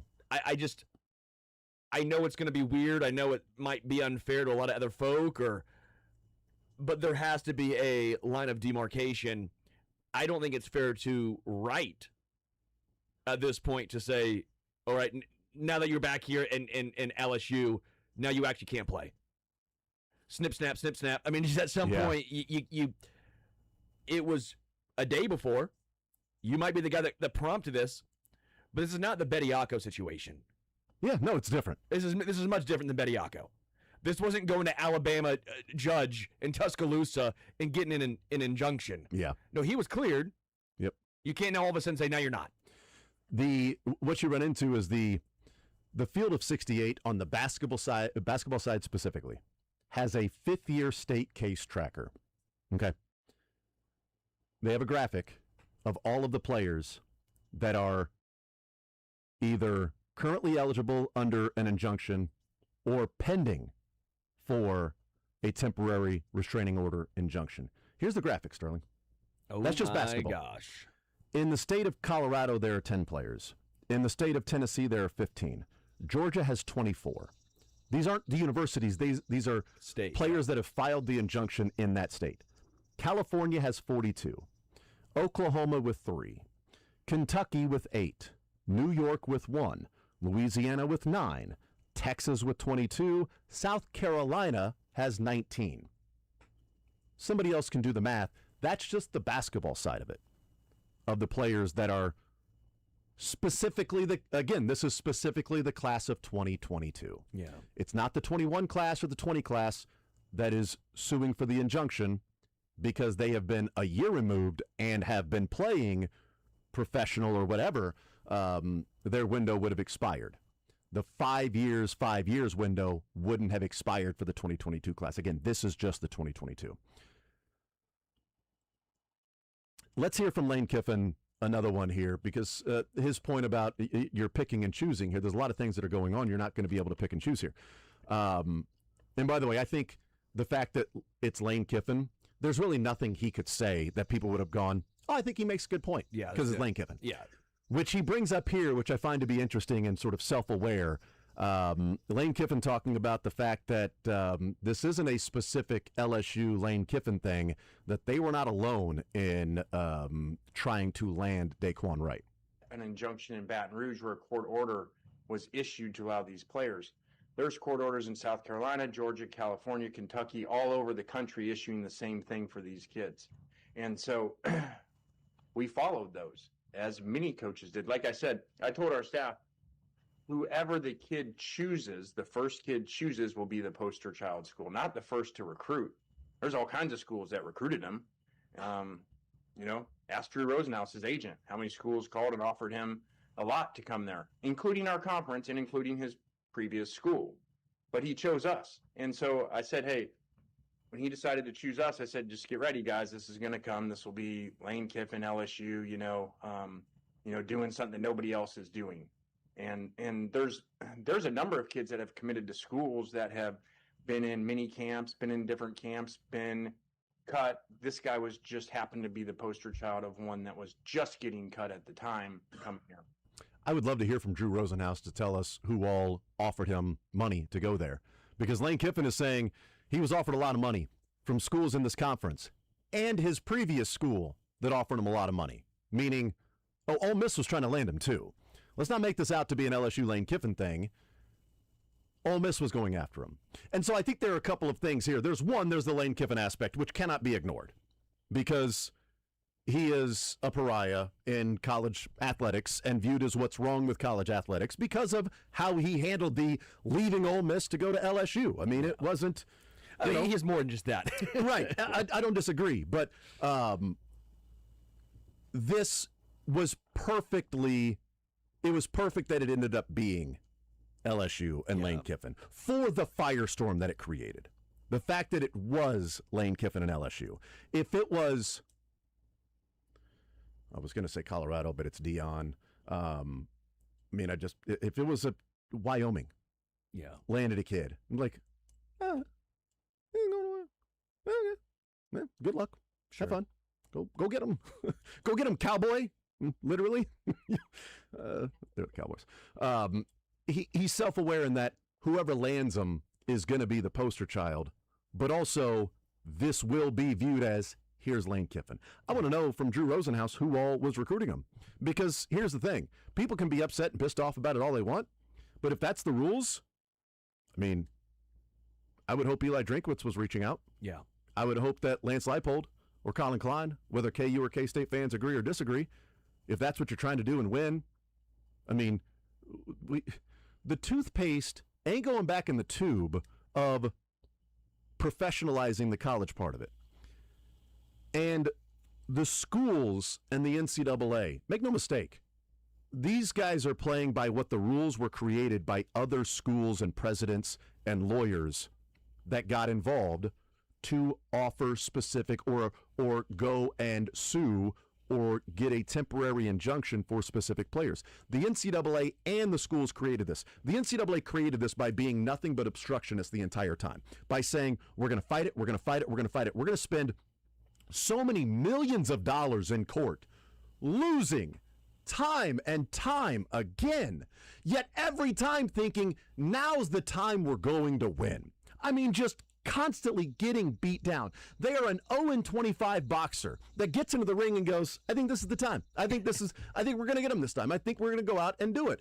It's constant. And they keep spending millions and millions and millions of dollars instead of part of their job and part of being, leaders on the forefront of where things are heading, in colleges, and saying, let's read the room, let's read the tea leaves, let's see where this is going, and let's work with the schools and the players to come up with something that makes sense for everybody.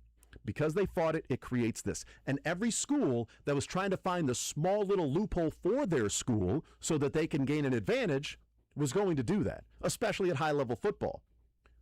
I mean, I talked about it and praised Mizzou and the legislature in Missouri and Jefferson City, because they were one of the first ones to say, oh, if a high school kid signs with the state university, he can receive NIL his senior year. Yeah. Okay, well now, also if you give to the Tiger Fund, that can go to NIL. NIL and the collective is not tax deductible, but giving the donation to the Tiger Fund is tax deductible, and that now can be used for NIL. So now your NIL donation can be tax deductible. Like, they were on the forefront of finding ways of navigating to separate themselves and give them advantages. It's what every single school has been doing out there. And this is just sort of the same thing. And now the players are trying to say, well, let me have an advantage, or at least have an extra year of it's life, eligibility. dude. You're always going to try. You think people want to pay taxes? They'll try and find ways to not. This is life. You try and find loopholes. And even with the 5 for 5, don't you think there's going to be a loophole at some point? People are going to try to find it. Some lawyer will tell Lane Kiffin, hey, actually. What if he tells Eli? I like it. Yeah. You got to win on the margins. Missouri win, baby. I find to be the commentary as absurd as the issue overall. Like, people are coming out and talking about how terrible this is. This is the worst thing that ever happened in college football. Like Paul Feinbaum. This is the end of college football as we know it. Dog. How stupid is that? Like, come on, man. Let's Paul. Paul. Come on, Paul. I've seen people weigh in just absurdly, going, well, if you're Michigan, do you reach out to Tom Brady? Like, why doesn't Matt Stafford come back? Like, you're an idiot. All right, that's just plain and simple. You're an idiot. If you go that route and go, well, now if a guy gets drafted in the first round, I mean, is he going to negotiate versus, you better give me more money or I'm going to go back to college? Or no,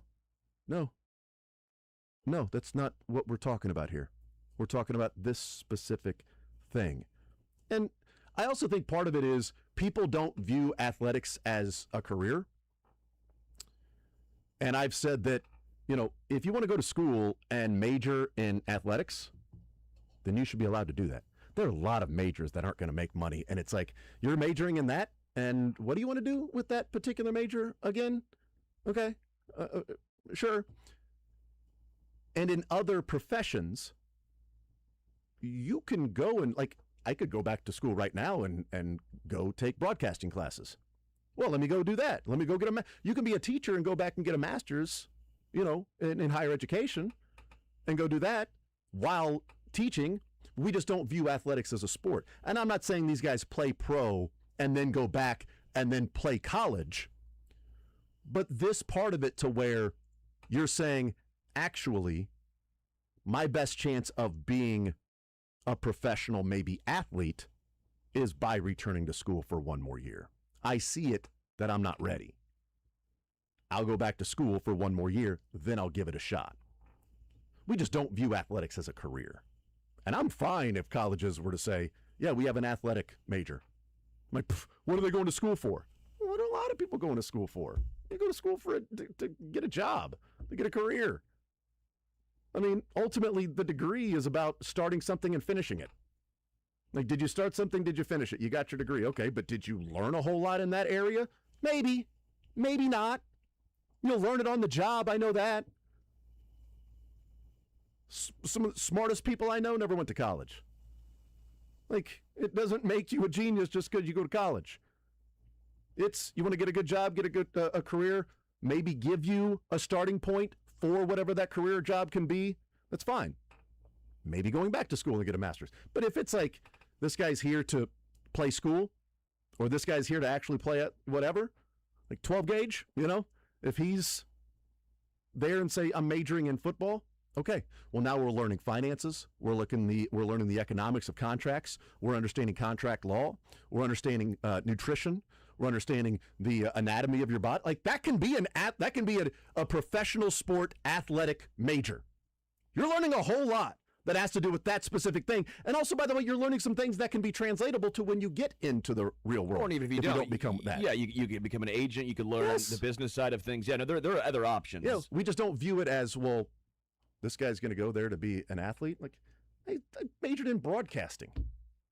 Like, essentially, I showed up on campus and said, what's the path of least resistance? And they were like, broadcasting major and a coaching minor. Where do I sign? Like, I need to know about Marconi and the creation of the radio and the early night to be able to do a sports radio show. It's kind of badass, though. Marconi's kind of... Yeah, but I don't need to know about the history of all of that. That's crazy, dude. Yeah. Now, I would need to know about slander.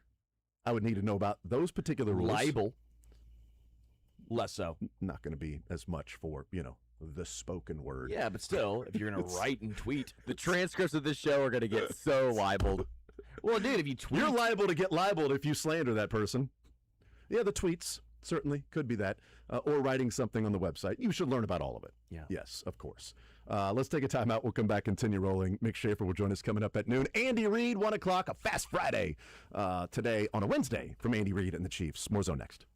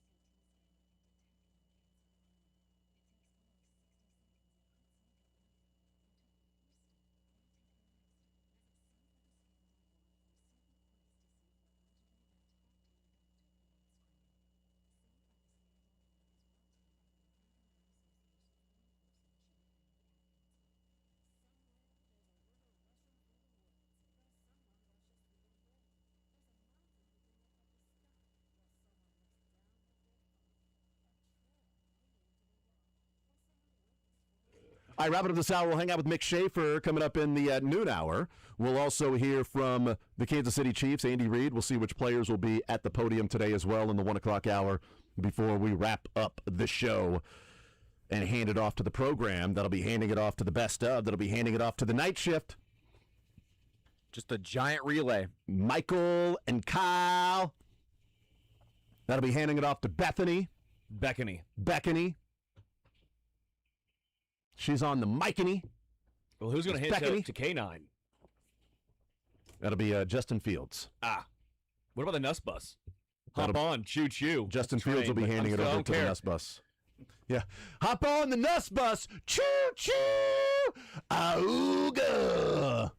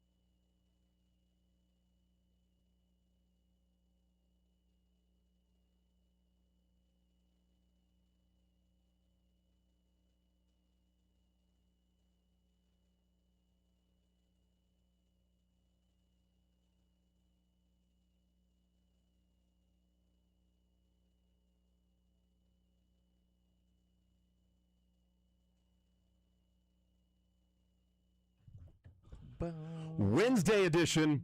Mick Schaefer in with us. No, your clock is not wrong. It is not noon Mountain Time. Man, this helps me out today. Does it? See, that's what we're all about. We're all Because about I helping am people. heading to People the helping people. Mulebach Hotel for the run-through for the Kansas City Sports Awards tonight, which Nice. I am emceeing. And so it'll be a long night there. And so we start our rehearsal at 1:30, so this works out. MC Joseph. MC Nick. MCJ. MCJMS. Yeah, that's me. I knew it. I had a friend whose last name was McLean, McLean, and when he DJ'd, he was MC Lean. Like, you know what? That's Might pretty as good. well. That's pretty good. Didn't have to overthink that No, one. MC Lean. There you go. Just make the check out to MC Lean. You'd be MC Stu, wouldn't you? Be Stu Head. Chilling in the studio. Oh, there it Yeah. is. Studio head. That's what you would be. You'd be an MC studio head. There you go. Mick Schaefer is hanging out with us here on this Wednesday edition. An hour from now, we'll hear from the Chiefs. Andy Reid, Fast Friday. We'll see who's at the podium as well. We'll probably play a little Rotten Tomatoes later on. I think we may have a theme with Rotten Tomatoes. I don't know. We may or may not. We'll find out. I don't know. 9 to 5 is a pretty good movie. Don't look it up, everybody. Oh, Could go that route. great movie. Sharknado 7. Could go Sharknado if you want to. I'm trying to think of other movies she was in. Tim Curry passed away today. Did he really? Yeah. Happens in threes, too. I know, right? Dang it. Best known as the clown, best right? known, right? Best known as the clown. Also best known as working at the hotel in Home Alone 2. Wasn't he the butler in Clue as I'm well? pretty sure, yes, he was in Yes. Clue. Yeah, he was the butler with the knife in the bathroom or the kitchen, one of those two. But he was in Home Alone 2. And How old was he? 80. Tim Curry, was he 80? I think he was also 80. 80 years old. 80 as Yep. well. Wow. 80 years I old. think so. Yeah, I think they were both Yep, 80. 80 years old. I thought Dolly was older than that. I was surprised when I heard 80. Yeah, I did too. Because I feel like she's done, well, not that she looked older, but the fact that she had done so much in her life. Forever. By the way, Yeah. I almost said something that would have been really dumb, but I stopped myself For once. I know, right? I almost said, "Oh my God, he turned 80 on August 25th." What are the like? Oh, that was when he died. And that first date's going to be the Turned 80 on birthday. April 19th. Yes, that's it. So the dash. What's the dash before and after? What does that mean? Is the There's a country song about that. What do you do in the dash? That's right. That's what it matters. right. Oh, Yes. really? What a Yeah. great. Who sings it? I don't know. Not sure. Oh, Yeah. sounded like a good plot know what to my a song. favorite- Yeah, you probably look it You know up. what my favorite line from Tim Curry is in any movie? No. The mines, the diamonds, it's all true. It's all absolutely true. What's that from? Congo. I don't know if I ever saw Congo. I love that movie. Of course you know that. I say absolutely true. All the time for Is some it reason. Crowder and Toby Mac? Sure. Sure. Yes. Huh. That's right. Toby McGuire is maybe who you're thinking of. So we may get some Rotten Tomatoes later on in the show as well. Mick, I asked this question to Sterling and Jack in the first hour, so I'm going to ask it to Mick. Sterling, Jack, Mick. My turn. I don't see Jack. I think Jack's off. He doesn't know Jack. So, sorry about stepping Don't all know over that Jack. one. I apologize. Can we separate the mics in post, Michael? Kind of like we do with different tracks. Do you want us to do it again with this? Can we just hear the audio? In Stu's studio, you could. Can we but hear I the don't think you audio? can I just here. want to hear the snare. Can I just hear the snare in this song? Take everything out, please, because Eminem has no snare in his headphones right now. I want to hear if he's got one or not. So I asked those guys, those fellas in the first hour. We can look at the bigger picture, but then also this specific team. Okay, so there's big picture in this specific team. Do you believe there is any carryover I'm still waiting to hear momentum? what team it is. Keep going, yeah. Royals.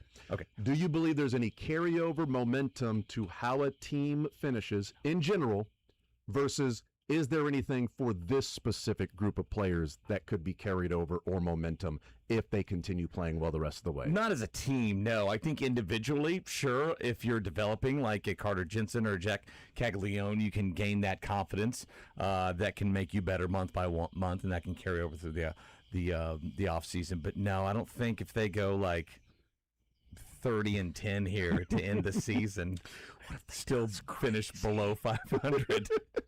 Which actually, if you look, They might No, make the that's- playoffs in the AL if they go finish 30-10. Oh yeah, because they would be that's too many games, but they would got- be 89 and 84 Well, at that from point. But here on out, they don't have 40 more games. Do no, they? they're 59 and About 74. 33 more games, 32.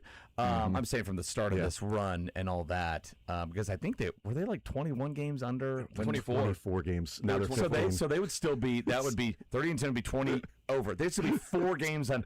That would still only be, But in the playoffs, I don't know. Maybe. Maybe, who knows? they would be 80 wins, right? yeah. Or no, it would be 78 wins. Well, Yeah, no, so- hear me out. If they win out, which they're not going to lose again, they will go 88 and 74. Yeah, right. That's they'll I'm be just- in the playoffs. That'll be the like number 1 seed. Yeah, I'm just They'll be saying. I mean, yeah. AL. I think why, they'll win the why division. stop there? I Why think they'll win stop the division. My assessment was I don't. Maybe it's a thing of like, okay, and it's not just this year. We've been really crappy to start seasons offensively. Maybe there's something you can adjust in spring training before that to figure this out, to get this kind of Vinny Pasquantino in April and May. Get this kind of everybody, Bobby even in April and May with the slugs up, the OPS is up, bats so much quicker. Let's figure this out. And now look, in all likelihood, most likely, they're approaching a stretch of like losing 7 out of 10. Let's be honest here. They're not going to win the rest of them. They have played some awful teams. You know what's going to happen, Mick. Some really bad teams. Now, Toronto, good win last night. Yeah. Ending in the craziest way. Ending in the way that would have ended 2 months ago for the Royals. Yes. They would have got thrown out at second. The most amazing thing is they won 9 in a row with this freaking bullpen. Yeah. It is unbelievable. Yeah. But what's going to It's happen an is amazing streak. Unbelievable with that bullpen. they're going to get within 2 games of the wild card, then lose 8 in a row. Yes. That's what's going to happen. Going to get so close. It's like, they're there. We can scoreboard watch. And loss after loss after Don't loss. talk smack on Nate Pearson, okay? Because if there's one Nate Pearson 27 fan, closer. it's me. If there's no Nate Pearson fans, I've He got died. out of it last night, though, I've right? died. He Yeah. did. Yep. He It got out was of it. Cruz in the 9th. Yep. He got out of it by getting Clement to pop up on the. Which, by the way, the I third or fourth I still curve. don't understand the Steven Cruz love. Like, I think he's very average, and people, it feels like, really like him. Well, because Average this is like bullpen, the best average is in the the second best bullpen guy. He's average. Can you pitch him every Seriously? single inning? Oh, thank God. Take average. Thank God, they got an average guy in the bullpen. My assessment was, like, overall, no. Like, if a team goes and wins their last 10 games, like, I'm not expecting that team to Royals are start off probably hot. above 500 historically in September. That's right. I'm not even joking. I bet they're above 500. But I think with what JJ's assessment was, which I think there's some truth to what JJ is saying when he went around the diamond and said, we got this. Because I think JJ is essentially letting people know, hey, with the resources we have, we're going to spend on pitching. All right, that's where it's going. Pitching, bullpen, starting, we got to tack all of that. So we feel good at catcher with the resources that we need to allocate. We feel good at first base, parentheses, with the resources we have to allocate, and on around the diamond. So while the wins and losses to me aren't exactly like, oh, this is awesome and it's going to carry over to next year, what I'm mainly looking at is this collective position player / lineup is closer to maybe what you'll be hoping next year can look like, while they're scoring 5.5 runs per game in this winning streak, 6 runs per game. That, okay, well, you've got Carter, even without Michael, like Carter and Bobby and Jack and Vinny and Salvi, Massey doing this, Lofton playing around the diamond, Tolbert coming in and playing for Massey and still getting a hit and a stolen base. Collins and Isbell should be backups, so they're playing in their roles.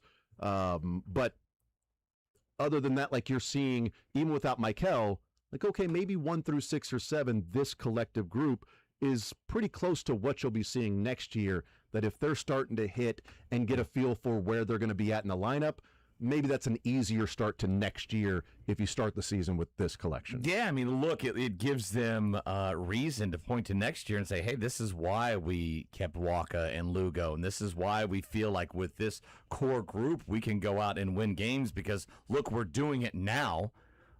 Say they make a run and finish, I don't know, 8 or 10 games below 500. And then he points to, like, look at all the blown leads. We had 25 or whatever from the 8th inning on. We lost games. Chop that in half. We're a playoff team easily. This is why we believe. This is why we made the moves. This is why we are all excited heading into this season. And really, it's true in that It's Major League Baseball. Literal. Absolutely true. Yes. It's Major League Baseball. The difference between a great team and the worst team is not a lot. So you can always point to hope. You always have hope. Point to reasons. But yeah, I don't think they're going to. What are they, 9 in a row right now? I don't think they're going to win like 14 of 15 or 18 of 20. I think when they lose a game, it might just unravel. It'll be 4 or 5 in a row. By the way, it's almost impossible to find the September career person. It's very difficult. It took me to a website that was my computer was like, "Don't go here," but I went to it anyways. Yes. Are you sure? It's like, "Are you I'm sure? sure. Don't go." I'm like, "Are you sure?" It literally says in parentheses, "Unsafe." Which cookies did It you was click to accept? a fine, the chocolate chip ones, the overrated ones, and eventually I got there. It still didn't give me the information I needed. It was very weird where it sent me, but that's okay. Stepmom porn? Go ahead. Go No, for it was Sterling. where there was a cup involved. Okay, go for Sterling to where you were going. Please, Sterling, go there. And well, that's what they always say. You know, between the best and the worst teams in baseball, they always say any given Sunday, Tuesday, Wednesday, Yeah, sure, Friday, yeah. Saturday, and occasionally Mondays and Thursdays. That's true. Yep. Go for Joe York. Jed. Are you looking for Joe York or Joe. Jed? Which one? Is it Jed or is it Joe? What's he give you a going by hint. today? Jed York or Joe Bork? I think it was Joe Bork. He was like, what's your name? Joe? Joe. It's not a 3-letter name. It starts with J. I feel like he still would have been Jed. caught, though, right? Had he called himself Nathan. Joe Buffalo. Joe Buffalo. York. I wish he would have called himself Nathan. It would have been better than Yeah, still would have been caught. Joe Bork. Not it's one, not two, 3 pings. 3 pings. He pinged her 3 times, which I guess that's what the kids are calling it these days. What does that mean? He reached out to her like and reach messaged. Okay. Yeah, so And what was it? Was it a sting? I haven't read. Yeah, it was all of it. undercover officer. But here's In a what trailer park. Well, here's the thing. The officer basically gave him 2 tries He to be like, contacted the undercover officer twice with no reply, and then finally a third time, pinging what he thought was a prostitute. The undercover officer was like, "Fine, Oh God. this guy really wants to be fine." he wants You to know? get caught. 3 pings, you're out. That's exactly right. He was like, "I'm going to give this guy. I'm in a good mood today. All right, I'm going to give him a warning without actually. All right, so." Strike. Yeah, all right, number 2. All right, come on. Strike 2. I'm in the movie theater here. I'm just trying to watch a movie on a nice afternoon. But yeah, he had to for the 3rd time, and finally, I also want to know like what was going on the first 2 times. Is that strategy? Is that to keep him on the hook? And No, she's playing hard to get. yeah, like is it like pocket aces? I'm going to slow play it. Like I've got him, but I can boom. We can go all in here. Let's meet right now. It'll be $100, and we're going to meet a little too antsy there. Okay, I'm out. This feels like a sting operation. Has anyone ever been more down bad than that? Like, at some point, you're worth a lot of money. Hugh Grant. What'd he do? That. Oh, Hugh Grant did that? Oh, Why? yeah. He's at least a good-looking dude, right? Yeah, with a lot of money. Great. but he was this married to Elizabeth Hurley at the time. What was he doing? Doesn't well That that, was Okay, so- soliciting that- prostitutes. So that- maybe yeah. this is number 2, but it's also a trailer park situation. was that what he was doing?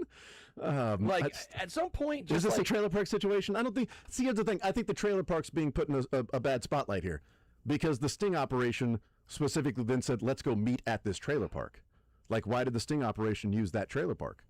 I don't know. 'Cause Yeah, the trailer you're right. park ain't happy about Sting it. By the way. operations and tornadoes are just magnets to trailer parks. That's exactly right. Yes, the Wheat Hill Trailer Park Association community. I lived in a trailer for Yeah. 5 years of my life. Right, the Wheat Hill community posted on its website that it's a clean, quiet, and affordable mobile home community. Wonderful owners. 42 lots. They posted on their Facebook page, "This news of this arrest in our quiet community is just as shocking to us as the rest of you. While we support law enforcement in their efforts, we really have no other knowledge of the situation. Also, we have no reason to understand why the hell did you do it at our mobile home." Wait, that's What are in you there? That's not what they said? No, Oh, no, okay. that's what I would say. What are you Okay, doing at our mobile home for? We go somewhere else. Why did you go to hotel, motel, Holiday Inn? I don't know. Do the remix. I'm not sure. But anything. But here, why? He had so many opportunities to just not do this. Sounds like 3. 2. Yeah, 3. I'm Also, he guessing was that's given not a- the first time that kind of thing has happened at a mobile home, even that one. But also, like, I'm not sure how his GPS works. but he was given an address at the mobile home community that doesn't exist. Oh, really? So he got there and then you're like, it's like He was determined. like, I'm gonna fight. There's no way this person would have given me a wrong address. They need $140. What? At what point did he realize it was the wrong address? Probably got there and okay. Couldn't he have driven off though? How long did he stay there? I don't know, but the Or they just got him there and like, okay. incident interesting. report states that York was told to meet the undercover officer at a mobile home park, but was given a fictitious address. Yeah. Man. Mobile home number 18. There's only 17. You there. cannot need it that bad. Apparently, he can. Like you can't. But also, like, he's divorced. You're worth $500 million. You're driving 40 minutes to a mobile home community for $140. You couldn't just like Stay at home. call somebody at your mansion. Throw Cinemax on. I have no idea. No idea. I haven't lived that life before. I wasn't born on third base and got thrown out on the base pads like Chet York, like a He was two-plan. born at home and somehow got thrown out. Was he born at home? I thought I think he was his at the life's hospital. still going to be pretty good from here on out. I think so too. Yeah. Yeah. I think this is going to be like Robert Kraft after that little embarrassment. Yeah. He's still. They didn't take all his money. Yeah, he's still living his life. He's still doing his thing. I think Jed York's going to be fine. It's going to be embarrassing for him for a while, but he's going to be like, Victimless crime. What are you going to do? What are you going to do? What do you Oldest think? profession. What do you think his friends are just like in a group text, just ripping at him right now? No, they're hopefully. texting him doing, dude, here's the website. Like, how did you not go this route? Like, hey, all the billionaires getting together. It's like, God, did you not understand what? Yeah, exactly. Just go to was Vegas. the address. Just go to Vegas. What are you doing, man? Such an idiot. You're free now. You filed for divorce. You wanted out. You got out. What are you doing? That's a good point. I mean, with his money, there's high-end Yes. ladies of the night. Right, certainly. Michael? What did you say? What? We're talking about people with money. Right? Yeah. I'm, See, I I'm knew so it. confused. And what they do I with knew it. He said with his money, there's high end, ways you can go about that. And I'm like, right, Michael, you got money. A lot of it. You're yeah, worth exactly. You're worth 10 or 11 figures, right? Good for you. That's awesome. You think the $1,000 fine hurts him? Or forfeiting the hundreds? Also, what are the what is it? Weapons or crime or whatever it was? Phone. It was a phone. What's it called though? Yeah, it makes it sound way worse. It made it sound like he was there to like dismember someone. Yeah. I looked it up. It's a phone. Okay. That's all it was? Criminal tools. That's what it is. Yeah, criminal tools make it sound Ohio. like you're about to, Criminal tools. What is listed as a Ohio revised code? Let's see. Criminal tools. like the criminal tool was the phone to contact. Okay. All right. I want to know examples though of what's a criminal tool. So I just criminal told tool you. could. No, that's what he was the phone. It wasn't the money though. tool. The phone is so it's anything that could be used in a crime, everyday objects under circumstances that show an intent to commit a crime, like a phone, this one, flashlight, tape, a hammer. Well, if he had a hammer, he wouldn't need a prostitute. I'm just saying, like, he didn't have a hammer with him. Like, just say that. The phone is probably what you're talking about. So I think that's what we're going to go with. Yeah. Or cash intended to buy drugs. So there you go. Could be the cash that he forfeited. Yeah, he was. Yeah. Yep. Could also be explosives or Could be specifically sawed-off Criminal shotguns. tool could be something else. That's what he was. Yeah. Gonna use. That's what I'm Yes, saying. He didn't could have a. use that. He clearly It was, didn't have a it was hammer. criminal. Yeah. Yeah, he didn't have that. He was that. He didn't have a hammer either. I know that. So there you go. There's a criminal. You tool. know that. Look what he's doing. If he had it, he wouldn't have to search for it. All right, I'm just saying. I like Kyle Shanahan tried to weigh in on all of that stuff too today. He was asked a lot about it. Oh, did he? Yeah, it's like it doesn't affect us in any way, shape, or form. Which I don't think it would. No, they're making more jokes than we are. in Yes. this Oh, locker dude. room. Oh, That locker This is room. going to bring the locker room together. Yes. Actually, They're gonna have like blow up dolls in the locker room right now. like guys that got in a fight on the field yesterday are joking about or Yes. telling a joke Yeah. and laughing. It's like I that's think George man, we're Kittle's good, doing right? right We're- now. we're good, right? George Kittle? running, trying to come back from his Achilles injury, probably. I don't know. This is Or all telling jokes. You know what? This is all part of the substation. This is all. That's what it is. What if he goes causing it all. He goes, guys, this is not who I am. This is not what happened. But the electrical Something going on substation, with which is my right mind. next to the trailer park. There was another one. Yes. It was. Here's the thing. It was like a tractor beam. So anywhere there's a substation, I just feel automatically attracted to, and that's why I drove there, because there's it's already those wavelengths are already through my body there in San Francisco. So. All right, so there we go. There's the Royals, and momentum next season, building over from this year, is really what we were getting at. So, Joe Bork, and Jed York, we find out are the same person the whole time. I am excited to see how far this Royals winning streak. Do they win tonight? Name it out. I think Dobnak? it kind of gets to a ridiculous level. Okay. 12 or 13, and then they hit a cliff. They're going bullpen game tonight. The Blue Jays are, because Shane Bieber was put on the IL. So Bieber was supposed to pitch tonight on the IL. So they're Who the Royals throwing? Is it Cameron yet? Dobnak.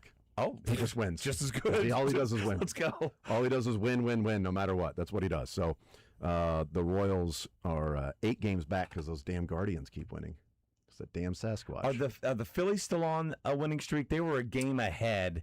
Like when the Royals had 8, they had 9. Are they up to like 10 now? They Phillies? lost 2 nights ago. I think they So won it's last now night. the Royals is the They lost longest. The Monday. Royals have the longest win streak at 9. And The this the- second longest win streak is 6, which is the Guardians. The third is the Red Sox with 5. It's the longest win streak since 2017. Yeah. Yeah. 2017 or 2014, something like that. I don't know. It was 17. It was one of those years that was before this year. So this is the longest win streak of the 2026 season for the Royals. So, and you know what? If they win tonight, it'll be the longest win streak of the 2026 season for the Royals if they take care of business tonight. We'll see. But oddly enough, I am annoyed. It's like, damn it, the Guardians won again. Oh, the Guardians won again. As if it matters. They're 8 games out. Yeah, them and 6 other teams you got to scoreboard I know. watch for. It's so crazy. In a week, they went from 11.5 to 7.5. And the jumped last one 2 team. days, they've actually lost a half game by still not losing, because they they've had lost a bye on they Monday. did not play on Monday. They're a half game out now, further than they were. We'll take a timeout. We'll come back. You know what? Let's play some Rotten Tomatoes coming up next. Let's do that. We'll hear from Andy Reid. We'll hear from whoever shows up at the podium just randomly. I don't know if they'll just like throw a dart. I know it's Jaden Hicks. Is that who it is? It's Sorry. Andy and Jaden. I haven't Yep. seen the Little Fast Friday on a Wednesday. There we go. Andy and Andy Jaden. and Jaden Hicks will be there. Jaden Hicks having himself a preseason, that's for sure. We will take a timeout. We'll come back. We will tomato it up next.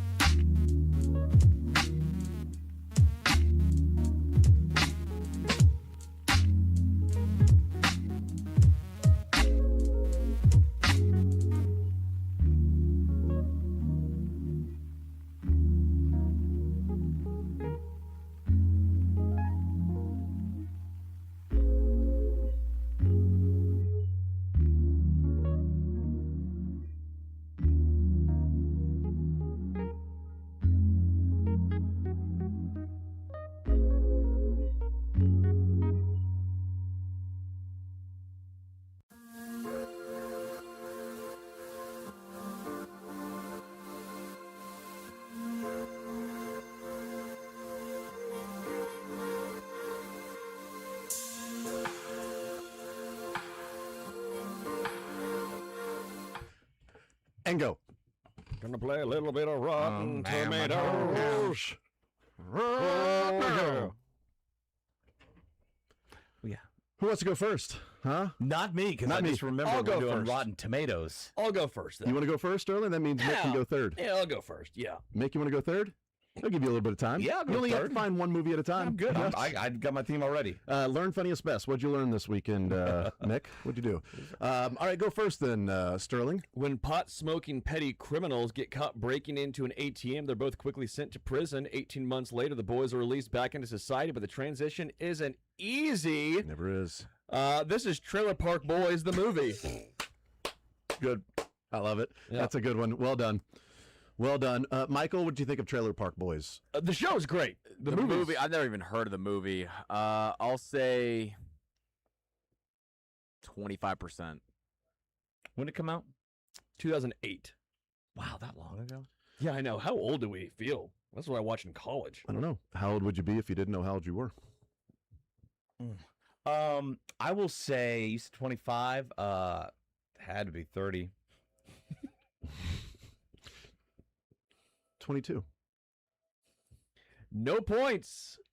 Up 57%. Let's go. Yeah. Wow. Yeah, they kind of like movie. Trailer Park Boys, the How movie. about that? But was it a cult classic? Was it a cult classic? Can't be if it was 57. Was it cult hated? I will say, Man. yeah, like, I love- you know what? It's got a good following. I love Yes, Trailer Park that's Boys. the thing. So I'm gonna go. I'll go 71%. I'll go 68. The book was better than the movie, 65. 77%. Oh, wow. Dude, I love Trailer Park Boys. Yeah. All of it.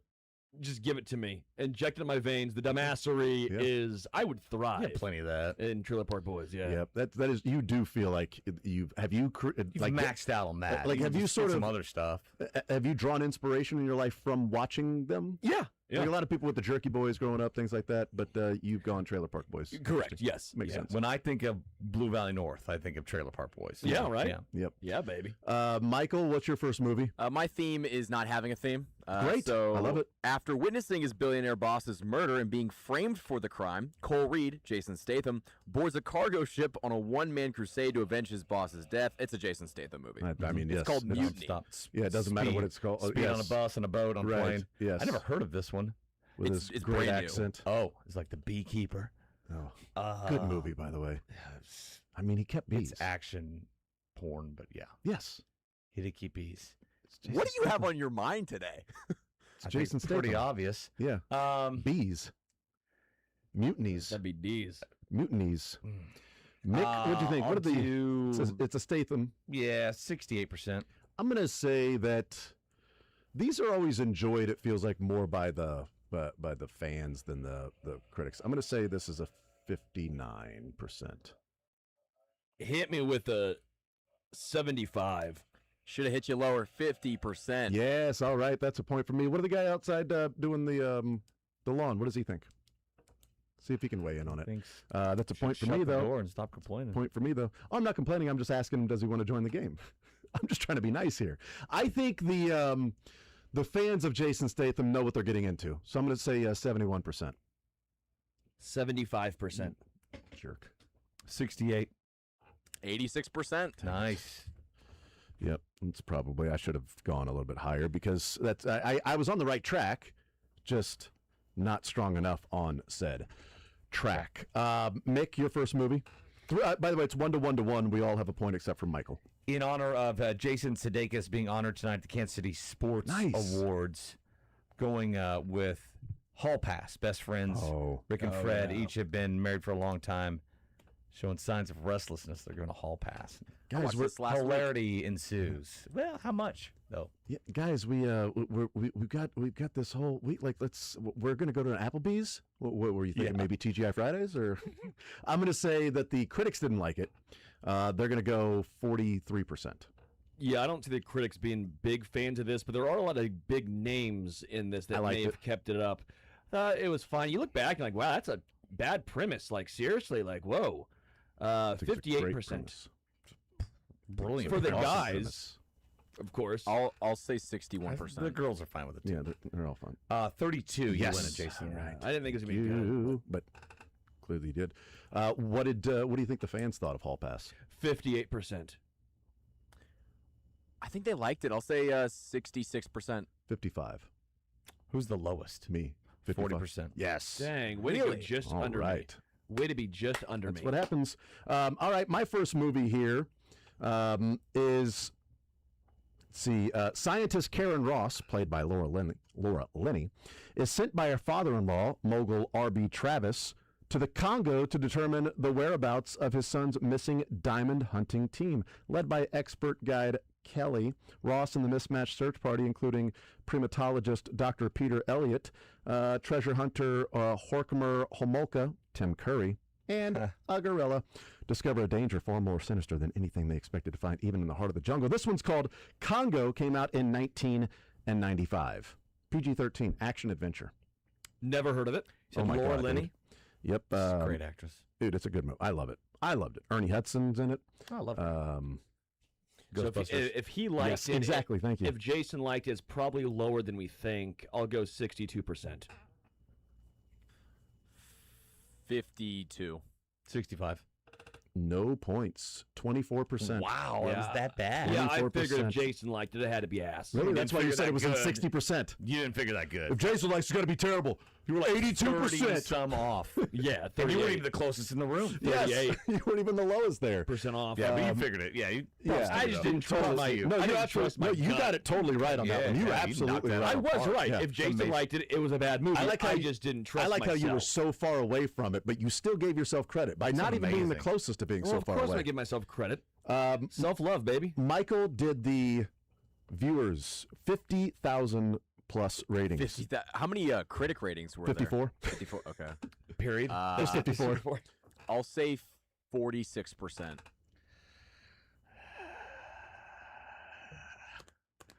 52%. Cult classic, 55. Michael 29%. Man, Michael got it. you were the farthest away, but you 29%. knew it. But you knew it was going to You be a cult knew, classic, though, you right? knew, you knew it you wasn't knew. really a Yeah, cult I classic. I You just didn't I trust knew yourself. that in that. Jason liked bad movies. I was wrong. I should that right? trust my gut. Is that Yes, right? correct. Aren't you the one that did like Joanna Man or something like that? No, I did Pootie Pootie Chicks? Tang. Pootie Tang? Tang. White Chicks? Pootie Tang slaps. If you've not watched Pootie Tang, tippy tay, come on now. Okay, anyway, what's your second movie? Watch Pootie Tang. In honor of Jed York yet again, we did Trailer Park Boys. This is called The Sting. The Sting. Following the murder of a mutual friend, aspiring con man Johnny Hooker, Robert Redford, teams up with an old pro, Henry Gondorf, Paul Newman, to take revenge on the ruthless crime boss responsible. It's a sting. Yes, Sting. It's the Sting. It's a sting. It's the Sting. 1973, Paul Newman, Robert Redford. That's a really good cast. I'm going to say 72. It's a good That's it, cast. yeah, It's an it's- old movie. It's going to be overrated. I'll go 81. Dang. 76. Who's the highest? Daddy. This movie is certified. What is on my mind? Certified what? Fresh? Certified fresh at 93%. Wow, Mick Schaefer, nice job. Nice job, Mick. This is my first point, I think. Nope, you're second. Okay. I've got 3, you've got 2, and then Sterling and Michael have 1 apiece. Yeah, we do, baby. What did the fans think of this one? The critics said what now? What was 93. it? 93. I'm not going to go that high, but I will say 85.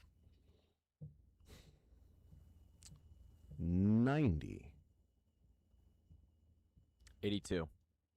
95%. Nice. This was the 40. Academy Awards 1973 Best Picture, Duh. The Sting. That's a 4 point for me. Sting. All right. 4 for me. Shockingly, Sting wasn't in it though. I don't remember Sting. Should have he didn't. been. He didn't. Was yeah. he a thing then in 73? Probably not. Not quite Well, yet, maybe but- he'd been a twinkle. No, he's probably He was alive. Yeah, he was but alive. but he yeah. was he a star? What could be a twinkle, not necessarily a full star at that point. That's right. The second movie for you, Michael? My second movie is a 2026 horror movie called The Last House. A family of 4 are suddenly sealed inside their home with no way out and must work together to survive against both their dwindling resources and the mysterious looming threat that is keeping them trapped. This movie, I've You're seen not first commercials there, buddy. for. I know, but it looks absurd. There's like dinosaurs and stuff. Like, what's going on? No, that's not that one, is it? Yeah, What's it called? It's called The Last House. I've seen the Who's in it? commercials. Let me check. I've been befuddled every single time. I don't get No, it. that's the one with like Rachel McAdams and stuff. And they're running outside, the dinosaurs in there. Greta Lee, Yeah. Wagner It's- Mora. Yeah, it's a different movie. You're Different talking about. movie? I don't know. Yeah, because this one, the one you're thinking of, has like stars in it, and there's dinosaurs in their neighborhood and everything. Yeah, that one looks He said weird. they're trapped in their house. Yeah, and it's the last I house. think, where are these dinosaurs coming from? Yeah, it's a different movie you're thinking of. I don't know. Oh, What I did the- do. He does too. There's no dinosaurs. What do the critics think of it? 50%, 50%, just 50. Oh, wow. I doubt it. This is one of those like, oh, the concept is great, and it's kind of a thriller. I'm gonna go like 83. 75. Nobody gets it. 22%. See, I So think this close. is a movie with the dinosaurs. It's not. What's wrong with you? I'll go first. I think it's a cult classic. I'm gonna go 80. I don't care. 40. Nick. The End of Oak Street is the movie you're thinking of, dummy. Oh. Well, this the end in The Last House, they very similar. Okay. I'm Even not there's wrong. no dinosaurs in the description. You were convinced. I was The convinced. looming spirits are not Who's up? dinosaurs. Who's up? Europe. I said 80. I said 40. He said 40. I'm staying strong with my somebody likes this. And this is the fans for Yes, the movie that without the dinosaurs. critics thought it was 29, You said 80? 22. 22. I said 80. I'm saying bleep it. I'm pushing my chips on into the middle. He said 40. 37. 27. Dang it. Go.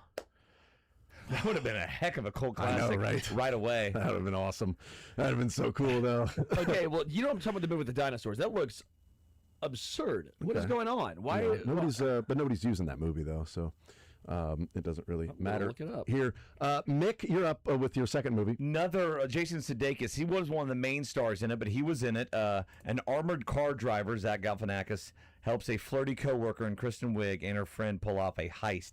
Masterminds. You ever seen Masterminds? I think I've seen it once. Kate McKinnon's in it. Yes. The best scene from it is him and Kate McKinnon take these brother-sister pictures in all this denim, and they're like on a swing set, they're on a teeter-totter, they're in all these weird poses, and everybody has copied that since then. And so, yeah, that's Masterminds. 41 is the mic. 2016. 49. Is the mic. 38. 34. Dude, we are Better doing movie than that. We're doing bad movies. Nothing has been Bad good. movies. The best movie we've had has been, well, I guess The Sting, but Trailer Park Boys. The movie was number 2 so It was, far. yeah. Very similar. Cult classic 52. What was the critic rating again? 34. I'll say 40. Man, I can go. I think I'm going to go right in the middle of the critics, and you said 40. Critics said 34. I'm going to go 37. 35. Got him. Dang it. I'm back. At least I got like 1 that point. movie. That's not fair. At least I like got that a movie. point, but still, that was so close to. It's 5 for me, 3 for Mick Schaefer, 1 for Sterling, 1 for Michael Darcy. I'm Last going way movie, too high on all these movies. You are. Last movie for me, trying to get out of her contract with her obnoxious manager, Freddie, Ron Liebman. Country singer Jake Ferris, Dolly Parton, bets that she can turn the next person she sees into a Nashville-style crooner. Unfortunately, the next person she sees is cocky New York City cabbie Nick, Sylvester Stallone, who can't sing a note. Undaunted, she brings her new protege to her tiny Tennessee hometown to train him in all things country, while her ex-boyfriend, Tim Thomerson, tries to win her back. Timmy Thomerson. It is Rhinestone. Rhinestone Cowboy or just Rhinestone? Rhinestone. Never saw it. 69. Butker. So nice you just say Butker now. Butker. 54. It's an ominous Do I laugh. dare go right in the middle? I feel like usually at the end here, when I need a couple points, somebody cosmically sets me up. So I'm going to go 66. What'd you say? 69. 54. 66. Michael. It was no, actually, sorry, it was only 19. Nobody. Oh, what other number 19%. could he be looking at then? 19%. Oh. 19%. Oh, I was looking at Congo. Where you? Oh. Was I or was I not? Oh my I said goodness! Michael's first. I like the with Mick. That was oh my goodness! What have I given it away? Give it away. Give it away. Give it Have I away. given now. it away? Yes, I know what it is. 28%. Ooh. No, we can't get it. Oh my goodness! Oh my goodness! Oh my goodness! Oh, Mick He Schaefer. had to do math. There was no so math. I'm going to say 59. 59 for him, Sterling. He went 54 minus 25 would be 30. Would be 29. He went 28. So I'm gonna go. It's either gonna be 26 and just missed it. We're doing but I don't different think it math is. then. 31. Sterling right track 35. Yeah. Ooh. Sterling got the point. Final I score. was thinking like he was looking at the other one, and it was No. between 54 and 66. I absolutely was looking at 35. Yeah, I was going to that's what give you- Michael the point because you said what 50. Okay. You had to make sure You it's were inside doing I was like, 25 oh, it's way. within 20. 25. No, it's 19. No, you did not get the point at My all. name is so close to Yes. Sherlock Holmes. I know how to You- bleep and solve Got it. things. Mick led you on the right track. See, Mick got you there, so he's sort of like, Like you were looking at the other Watson. number, but yes, not but you went the for wrong way reason. there. Yeah. So 5 for me, 3 for Mick, and then 2 for Sterling, and 1 for Michael Darcy. I have so many people I For want the to first thank for time I get to getting- thank somebody, like, okay, so I'm going to start off with not Sterling, but maybe Mick. Thank you.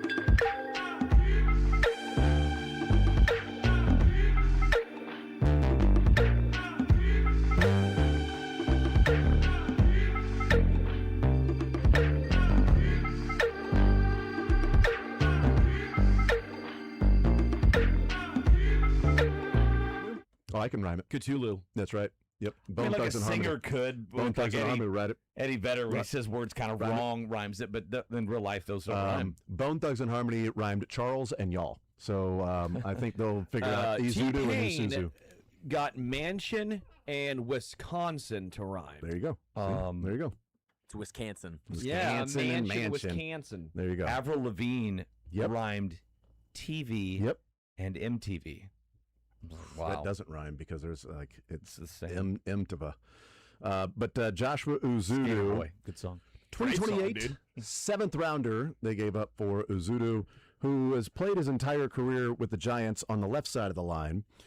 Played 402 snaps at left tackle, 317 at left guard. Was not particularly good at either. They did not play last year. He had a calf injury. He was put on the IR. And this year they moved him to the right side, and he's been playing right tackle and right guard in the preseason. I went and looked up in the 2 years, 23 and 24, when he started games at left tackle. He has started a total of 6 games at left tackle. In those 6 games, he has given up 7 sacks, 24 pressures, and committed 7 penalties. So I don't think left tackle is in his future. But the 2 games that he has played on the right side of the offensive line in preseason, this is just preseason, but the 2 games in 45 reps as a pass blocker, 0 pressures, 0 sacks, 0 penalties. I've seen on the enough right thrown side. out there. So Hall of there you Famer. go. I Yeah. think kind of a Hall of Fame right guard. See, the next Will Shields, people are saying. People are saying. Some people are wondering, 1, will the Royals ever lose again? And 2, is he the next Will Shields / Mitchell Schwartz? Streets are talking. That's right. So Keep your ear to the street like a cocker or spaniel, baby. that's cool. So maybe the Chiefs saw maybe proof of concept that this guy can play on the right side of the line, so let's bring him in. They don't have to say he's a left tackle, but we think we can move him down into guard. The Giants sort of did it Or once for a them. small sample size in the preseason. Yeah, that's right. The actual answer is they were high on him, I'm sure, coming out of the draft. 100%. And it 2022. doesn't matter what happens after that. We liked you then. We had a good grade on this guy in the 2022 draft. We were going to get him in the 3rd round if he was there, but he was not there. Who did they take in the 3rd round of that draft? Which 22? Was that Wanya? No, that was 2022 was a good draft. That was the really good draft. Really they good had. draft. Who was the 3rd round there? 3rd rounder was that Leo? Yeah, it was Leo. It was Leo. So there you go. I think we talked about it earlier. This feels like bad news for Caliendo. Terrible news for Hansen. That I don't It was think Leo. CJ, but it was Leo. I think it's bad news for Caliendo because if they keep 9, so if they keep 4 tight ends and 4 running backs, it'd be tough for them to keep anything more than 9 offensive linemen. You've got your 5 starters. I'm going to put Jalen Moore at the right tackle. So your 5 starters, Benson, Izudu's on it, and I think Norzad is on it as your main backup center is Norzad. He's been the guy that anytime Creed's not in there, So it's it's Norzad. between Caliendo So that's and 8. Hansen and who for that last spot? Sapole, Driscoll. Like Would I they doubt do it's Driscoll. What position? You need interior or a tackle for that 9th spot? That's the thing is I feel like How many that's tackles is it that right now? 3 or That's- 4? That's what hurts Caliendo is because he's just a guard where Benson has played tackle and guard. Yeah. Moore has played tackle and guard. Izudu's played tackle and guard. If Caliendo is only and specifically a guard, he You're gonna want probably more the than 3 tackles, odd man. right? Well, that's why I think you would go Pole. Benson would be the 3rd and Pole would be the 4th. Pole would right? be the 4th, and then Benson could be guard. Izudu has played right tackle in the preseason some as well. So I think Caliendo by specifically Does Caliendo snap? Has being he a ever guard. played center? He's played some center Norzad before. had. Yeah, Norzad. I think Has. Caliendo snapped. Okay. He's played some center as well. That'll help your cause. Yeah, they signed Caliendo to 1.35 1-year deal. They'd save $7 million against the cap. This guy's 1.4 as well. So, you're only paying about $700,000 for him.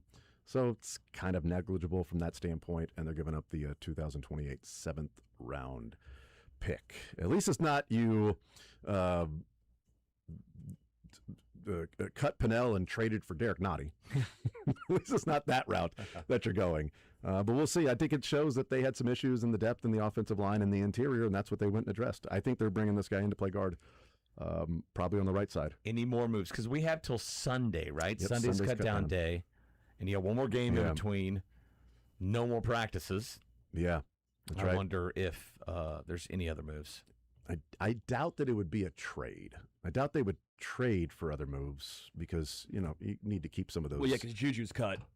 Yeah, you could get that guy. You What don't have about to Derek trade Nottie? for They're him. probably waiting for Derek Nottie to get cut, too. Maybe there's one Right. after once practice squads are set. Yeah, I think they'll have a couple of waiver claims on Sunday night into Monday. That their final 53-man roster on Sunday will not be what it is on, let's say, Wednesday. Oh, I think week there's, from today. What do we say? What's the over-under set at? 2.5?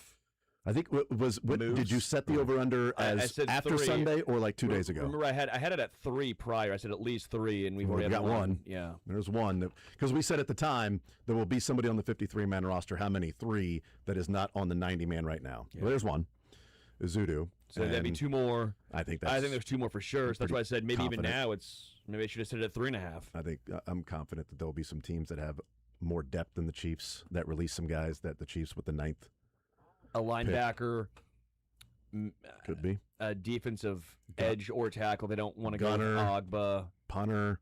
I mean, there might be some guys out there that who knows if they get released. I don't know. Returner. Well, yeah, I thought that maybe like Amir Smith-Marset again. Bring him home. Yeah.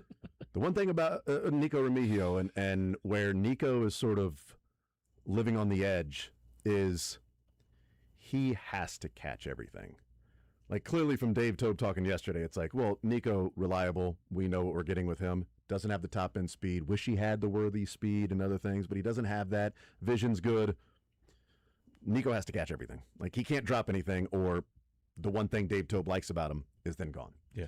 So Rashard Smith and the other guys are going to give you more home run ability. Nico is giving Dave Tobe security that he's going to catch the ball and get upfield if need be, and not try to delay to get to the wall that we saw Rashard Smith and De Jesus do, trying to delay to get to the wall, and they didn't pick up anything. Nico Remigio gets the punt, tries to get to the wall, it's not there, so he cut it up and picked up like 12 or 13 yards. I miss the days of Jason asking for nobody to be back there. I'm fine with that, because too. the offense was so good it didn't matter. I know. Now it does kind of matter. Field Put position. Allegretti back there. At first, matter. at first do no harm. Yes. Amir Smith-Marset is a Arizona Cardinal. He had 1 punt return for a touchdown in 23. That was He had with the Panthers. one kick return for a touchdown last year with the Giants. No, he's the one that had a kick return. How many kick return touchdowns have we had in the last few years? Not many. Since the He change? had One's one. a lot. Yeah, one seems like that stands out. He's the one. So just throwing that out there, He's got touchdowns. his average yard per kick return was 34.6. Shockingly, 100 yards on one's going to do it and bolster that. But It's gonna help. I was going to say 34.6 is good if you're receiving it at like the 10 to the 5. If you But want you're taking it out of the end zone, you need more than 34 and a half. If you Well, want you're already getting you'd at want- 35. well, that's yards per return. So yeah, no, that's not where you end know. up. This is I know. good. So if you want, look out for a guy. Is he going to be released? I don't know because I just like I Sounds really good. Sounds like the team that has him, I want to keep him. Yeah, I feel like you're talking about a guy like, watch out for this guy who's not going to be released, but if he was, he Yes. might be there. I know he can really help us, but have you? Claim. The You know what? Chiefs could really use him. screw it. Sterling Stamp, Amir Smith-Marset, gonna be a Chief. Maybe, yeah. I Because mean, right now they have Devin Look, Duvernay here's the thing. as their returner, so he could. What do they need on the offensive line to shore things up? Right tackle. There's a guy with the Lions who's an all-pro, right tackle, amazing. And I'm saying if Penei Sewell is out there, then, you put a waiver claim in on him. We are not saying Amir Smith-Marset and Penei Of Sewell. returners. Amir Smith-Marset is the Penei Sewell of returners. Dumb. Amir Smith-Marset is to punting and kick returning what Penei Sewell is to right tackle. They have That's what I'm Devin- saying. They have Devin Duvernay as their return man number 1 for the Cardinals. Yeah. So I'm just He's gone. saying Yeah, he's there's a chance. And what did the Chiefs like to do? bring back familiar kids, yeah. faces. You know what? He's familiar with the scheme that Dave Tobe runs, which is, go commit penalties. Rude. Yeah. I'm just saying somebody has to commit the holds once Josh Williams left. Once number 2 is gone, somebody's going to have to be called for the penalties. So we'll hear from Jaden Hicks. We'll hear from Andy Reid in just a little bit. We were told at about 12:50 it's going to be very soon here. And now it's late. Go. Now it's late. Well, it's a very relative term. Soon could be, I mean, yeah. Well, soon. 3 years. Grand scheme of things, it could be Yeah. centuries. It could be. Yeah. Soon is yeah, that's true. Because Christmas is going to be here soon, before you know it. Yeah. And Well, no, I know it. Before you know it. It's not before. I know when it is. Oh, really? When? December 25th. Oh, it's on the 25th this year? Here's Andy Reid. And the injuries go. The guys that won't play, most likely, are Cochran, Chamari, Ashton, C.J. Hansen, Jimmy Holiday, Oladukin is still in concussion protocol. I might as well address that while the young kid's going to go. Nessa's going to go. He'll start the game. Those two are going to split the game. It has nothing to do with just this was all in advance, so don't make anything of that. Simmons is out with he'll be out with the back, and then Smith, Tyreek Smith, and then we'll just see. The last couple days, Ken Walker, his shoe has been caused some swelling on his ankle there, so we're trying to get that down. But he's okay. He's gonna be fine. But we're trying to just get that out of there. Other than that, everybody's potentially available there. We'll just see how it goes in the next couple of days. Again, listen, we look forward to finishing up here and getting this third game under our belt so we can get some experience and some spots, and at the same time tune up with some of the ones as we go forward. So, but that's where we're at right now. So with that, time's yours. You guys been listening to look at Garrett these past few days. I guess what did you maybe learn about him? Yeah, he's done a nice job. Threw him right in the fire there with the first group. So I thought he handled it well. He wasn't, it wasn't a big shock to him. He looked like he stepped in and took it on and had good leadership and tempo in and out of the huddle, those things. So it was positive, I think. It'll pay off for him down the road. It's a good thing. What's your message to your younger players, the guys at the bottom of the roster? Yeah, keep improving, right? Just keep improving every week, every practice, every week. They're evaluated every day, and every play every day, and we talk about them as a staff, and so we just want to see continual progress going forward, and have that attitude, positive attitude, doing it. And sometimes you get down on yourself, and then you go the other way. So we don't want that.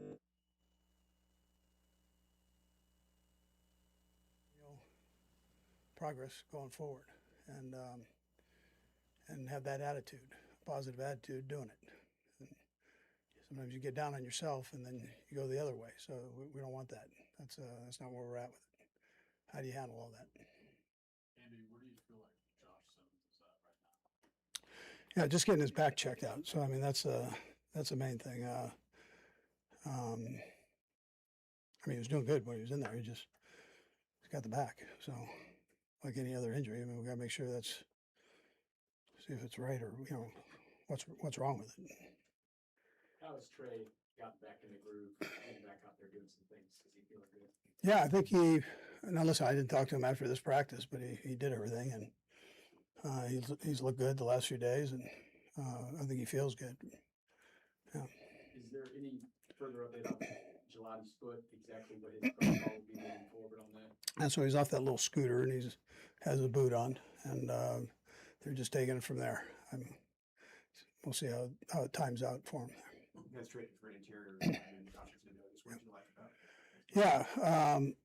Yeah, actually, Andy Heck knows him because of his sons. One played with him and one coached him. So he's a big kid that he's got good feet. He's smart. You know, he can add either a starting position or depth, and he plays either guard or tackle. So we'll just see how he does when he gets here and gets into the system. So. Andy, circumstances are different with Patrick this offseason. You've not had a preseason where he's not played in a game. Just wondering kind of how you evaluated and weighed those options. Well, listen, he's looked good during the practices and doing the stuff. This week he was a scout team quarterback and pretty good scout team quarterback. But he's looked good. He's looked strong, and obviously his attitude's right. So.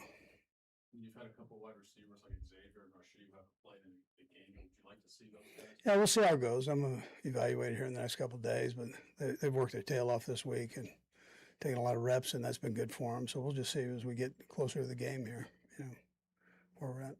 Just clarifying, I understood. Chris is going to be out. He was going to split time with Garrett. Now will Garrett play the entire game? Or there's a chance, yeah. I mean, Justin, I told him just keep it loose there, but if not, then Garrett, I'm sure they all would love to play a full game, and now he has a chance, so potentially. Andy, along the lines of the offensive line and bringing in some depth pieces, just how overall throughout the course of this training camp did you see the depth of the offensive line, knowing that Khalil had to step up there as well with Jalen, but behind that, what did you see about that depth of that? Yeah, so I've seen improvement there. And we've been kind of moving guys around and fitting them in, especially at the tackle position, whether it's Benson going in a guard or back to right tackle and then over to left tackle. So those are valuable reps for him. And he'll be over there at left tackle this week and just see how he does with it. But I like the way the young guys have progressed. I think Caliendo, who's been here now, he's probably not considered a young guy anymore, but he's had a good camp, and so that's a positive too in there. Yeah. Would you say you're just still evaluating the right tackle at this stage and making that decision down the line?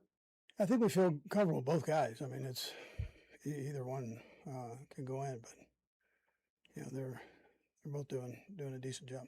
Yeah. Okay. Thanks, All right, there's Andy Reid. A lot of updates on the injuries. We'll get into some of those things, what he said there about the offensive line at the end, which kind of goes into something we talked about on Monday that I was hoping we would see on Friday, and it looks like that's what we are going to see on Friday. Trey Smith looks good, he said. Looks like he's going to play on Friday night.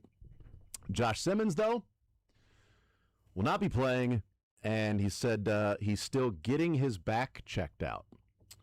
You got to make sure it's right. Figure out what's wrong with it. Didn't love that. I mean, I'll say this. Actually, I hate that. Yeah,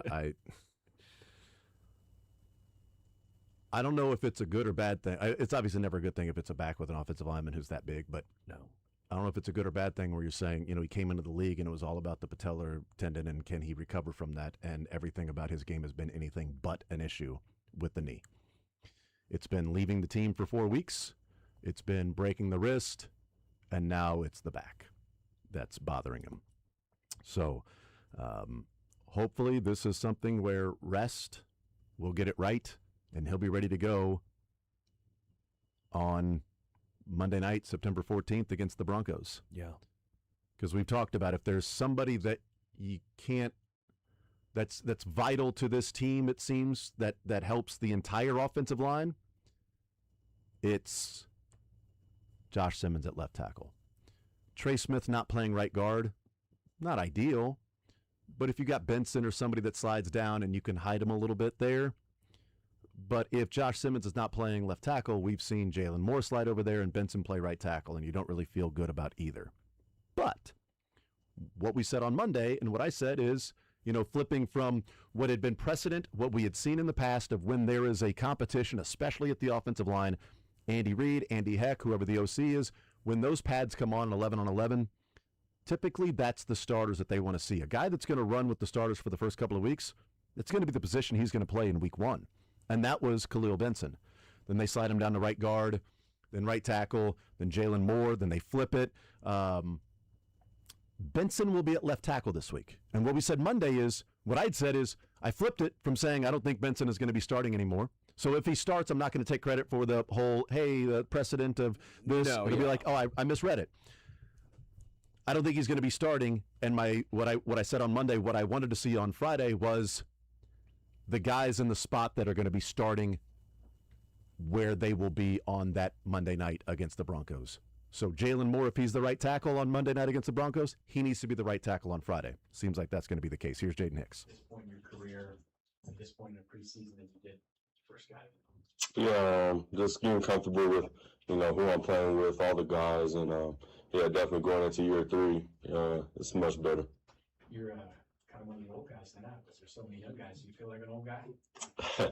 Yeah, a little bit. The body's starting to, get there, but no, just talking to the young guys, making sure that, they're going on the same, in the right trajectory, and just make sure we're all on the same page. Jordan, what have these last couple games done for you? I'm just playing with confidence, that's my biggest thing, and trying to get, the defense down, stuff like that, but definitely the confidence. Was there anything that you wanted to maybe prove to yourself or the coaching staff since the beginning of training camp? Definitely, each day is something to prove, if not to the coaches, then to myself. I'm just trying to get better each day. When Spag speaks about your peer, he talks about a lot of the one-on-one chats that he has with you. I guess what is that like from your side, and what is that meant for you? Yeah, he's a guru at this, and he's helping me understand, what offenses like to do, what to look for on a defensive perspective, he's giving me so many good nuggets that I can look for in the game, and I feel like that's improved my gameplay as well. You say you're feeling and playing with a lot of confidence now. Have there been times in the last couple of years that you felt like maybe you weren't playing with that level of confidence? I would say maybe last year I let my confidence dip down, not trusting myself, but, in this game, you're going to have ups and downs. And I feel like the biggest part is just to keep your confidence, keep under control, and, just learning that and realizing what it has to take and what you have to do to make sure you stay there. I feel like that helped a lot. Where does that manifest itself last year? Was it only in games? Was it on the sideline, meeting rooms, like where your confidence maybe wasn't where you wanted to be? Yeah, I would say, in all aspects, I felt like I was doing the right thing, but sometimes it wasn't. And, sometimes, the coaches would get on you and stuff like that, which they should. And just some of that confidence, might have dipped. You talked about this last game. How critical could this last game be for the defense for some of the guys at the bottom of the roster? We're all out there to win. I feel like that's a main priority going into this week. And we got a lot of guys, who might play their last snap of football or go on somewhere else. So we're all just trying to make sure that we're out here to win, do the right thing, and show what you got. Jay, it looked like in the first game in particular, but both games you were playing faster. Is that because the confidence came first, or just having a good game that leads more of it? I think just, understanding that you got to keep your confidence. I think that's what it came down to. Last one, Harold. Jen, you like that blitz that you had in Tampa there? Oh, So when you got that call, you'd be like, oh, okay, sure. yeah. Oh, yeah. That was my first free one, so that was a great feeling. And, obviously the result wasn't ultimately what we wanted, but, it was a great play. And, yeah, we got to get guys to the football. Thanks, Jaden. Thank you, guys. All right, there's Jaden Hicks. We heard from Andy Reid. Let's take a timeout. We'll come back. We'll talk about some of the things Andy Reid did say that is interesting as this Chiefs team moves forward. Cut down day on Sunday. They made the trade. Should pass along. We said we were wondering what the corresponding move would be. Kellen, is it Deisch, D-E-I-S-C-H? I'm not sure. Unfortunately for him, he's been waived, and Uzudu has been added to the roster. So that was the quote-unquote corresponding move for the trade with Joshua Uzudu. We'll take a timeout, come back, continue rolling, talk about what we heard from Andy Reid coming up next.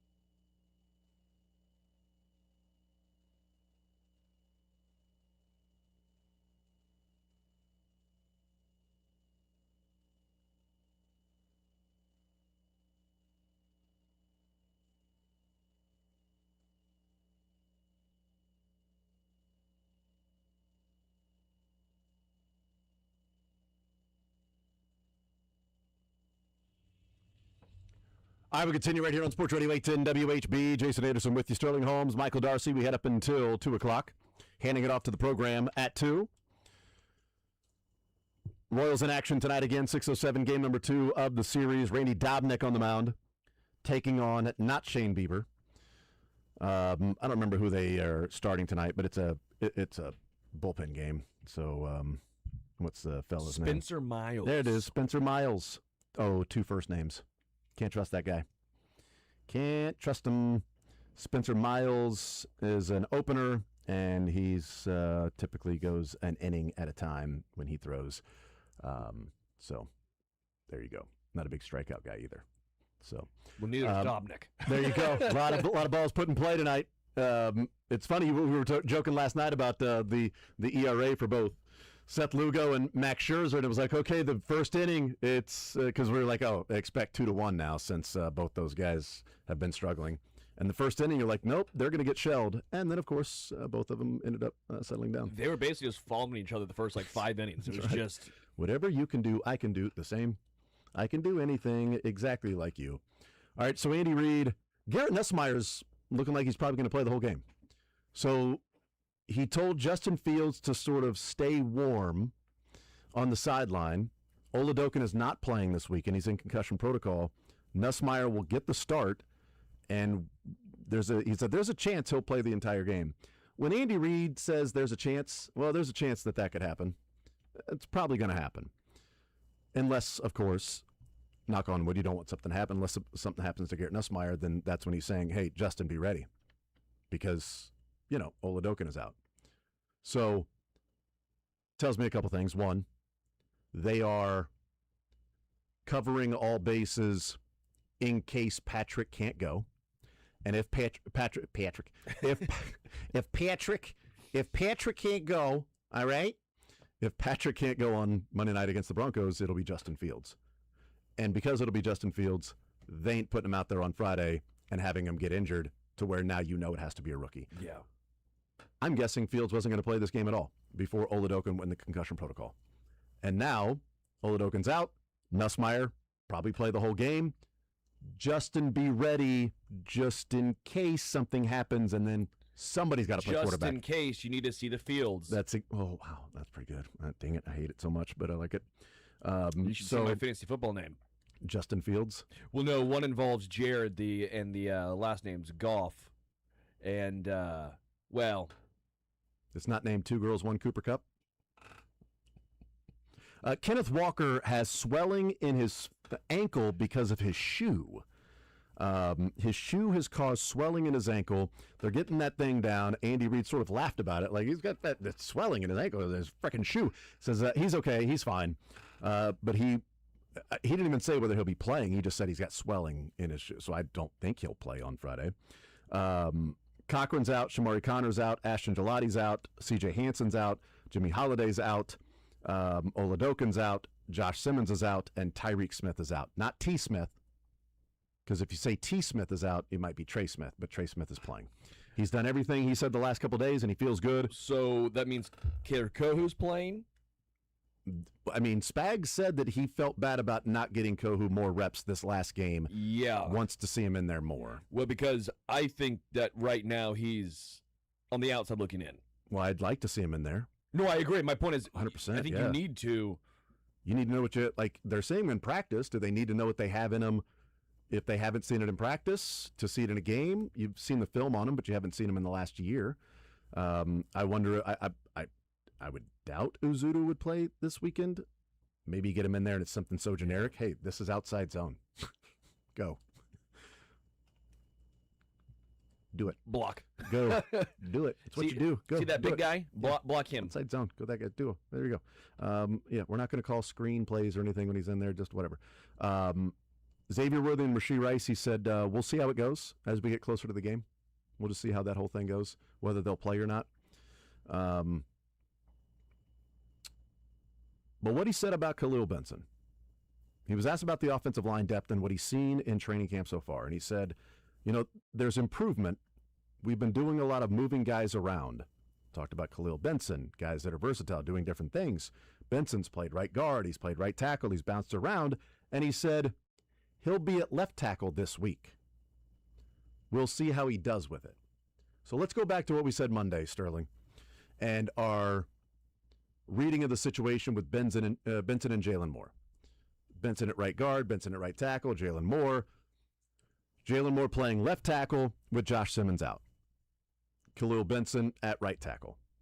And watching the game and the assessment of it, my takeaway was, I don't know how, from what we've seen from Jalen Moore at right tackle, when Benson has played right guard and Jalen Moore's been at right tackle, what we've seen from Moore at right tackle gives me way more confidence in him getting the job done than what we've seen with Khalil Benson at right tackle. I know what they see in Benson, and him playing guard looked fine. So, coming up on Monday night against the Broncos, if Simmons is healthy and Kingsley and Creed and Trey are healthy, I want to see Jalen Moore at right tackle. I believe we will see Jalen Moore at right tackle. I've thought Benson for a while. But what I said on Monday, Sterling, was whoever you are going to start at right tackle, whoever has won the job at right tackle for week 1, needs to be at right tackle on Friday night against the Seahawks. Needs to be out there. And if that's Benson, then put him at right tackle. But if it's Jalen Moore that has won the right tackle spot, then put him at right tackle and figure out something else for left tackle. If you got to start Esapole, then you start Esapole.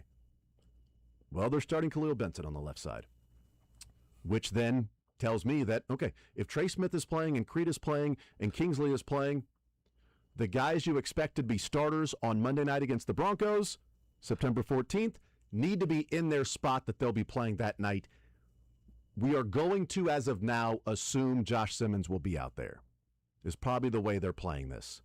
Jalen Moore, you're at right tackle, and you know what?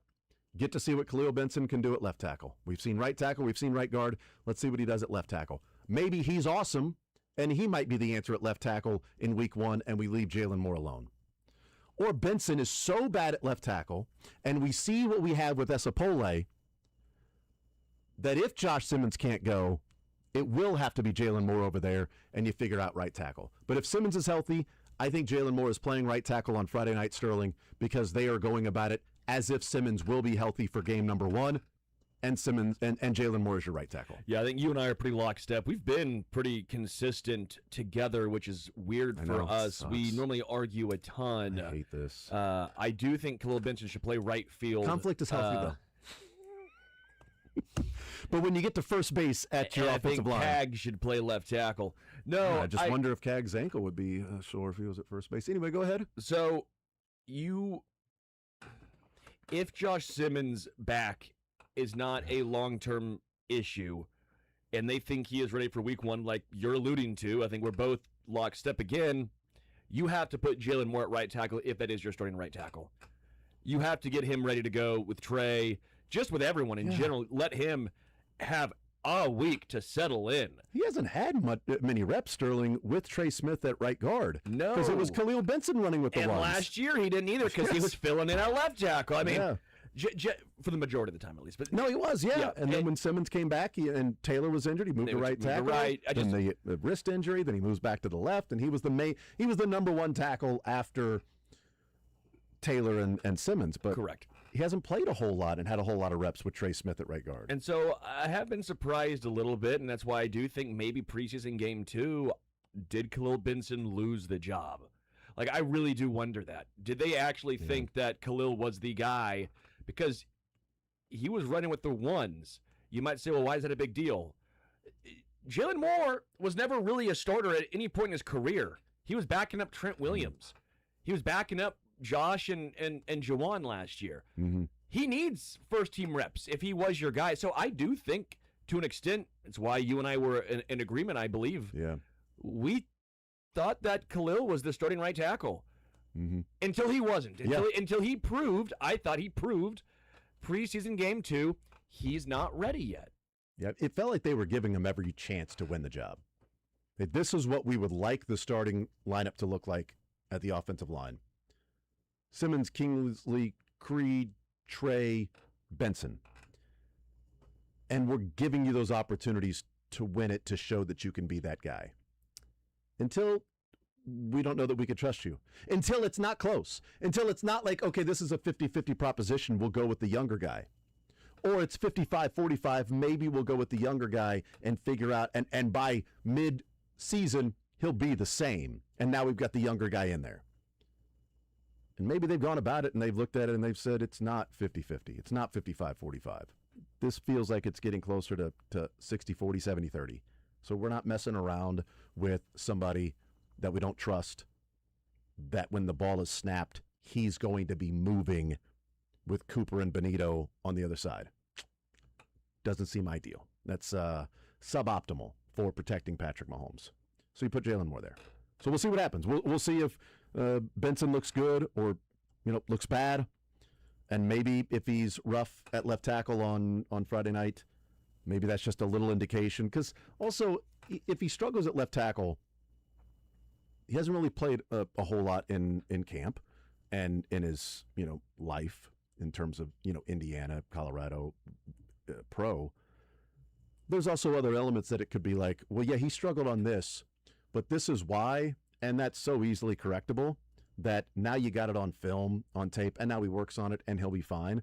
Kind of like Mitchell Schwartz breaking down Khalil Benson's reps in the game against Ruben Bain. And, okay, the one that everybody watches, Ruben Bain just clubs him, tosses him to the side, beats him to the corner. Khalil Benson's getting beat. He comes out of his stance. He starts running. His legs cross. Right as they're crossing, Ruben Bain tosses him aside. Okay.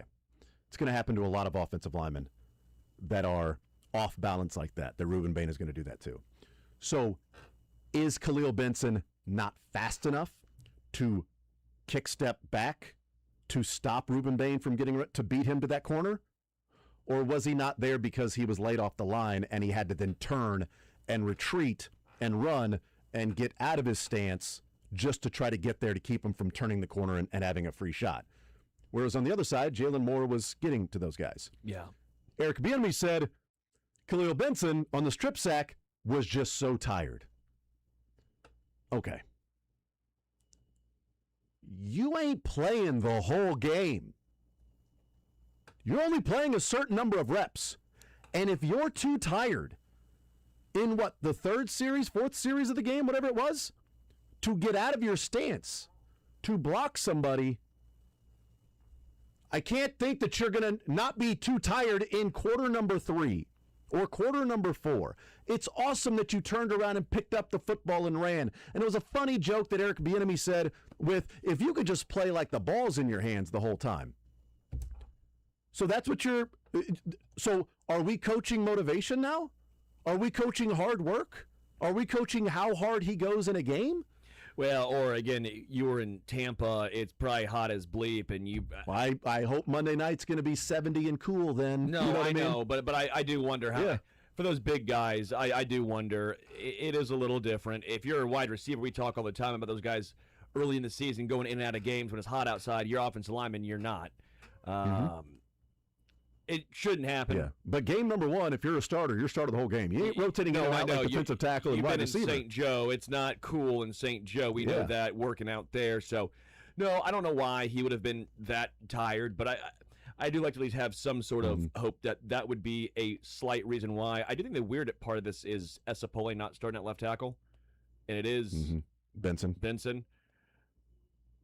I don't know if you find that interesting or not. I find it semi-interesting because I thought Khalil was strictly right side, and then Essa was strictly left side. I did too. So maybe they're just trying to see what. Well, Essa maybe swing because he played right side, where Benson it feels like he's only been on the right side, right? Didn't it feel like, Sterling, that they were keeping Khalil Benson and they moved him right guard because they only wanted to keep him on the right side? That's how I viewed it. Yeah. That's how I viewed it, and so I don't know how the Chiefs view it. I don't know the exact reasoning why. But I don't know, when Eric Bieniemy is like, hey, he was so tired and, he gets beat around the edge and you don't make an excuse for it. But when that ball hit the ground, the awareness to pick it up and run, and if you could just play like that, play like you play with the ball in your hands, that's okay. So I think what Eric Bieniemy is saying, kind of as a joke, but you had the energy to go pick up the football and run with it.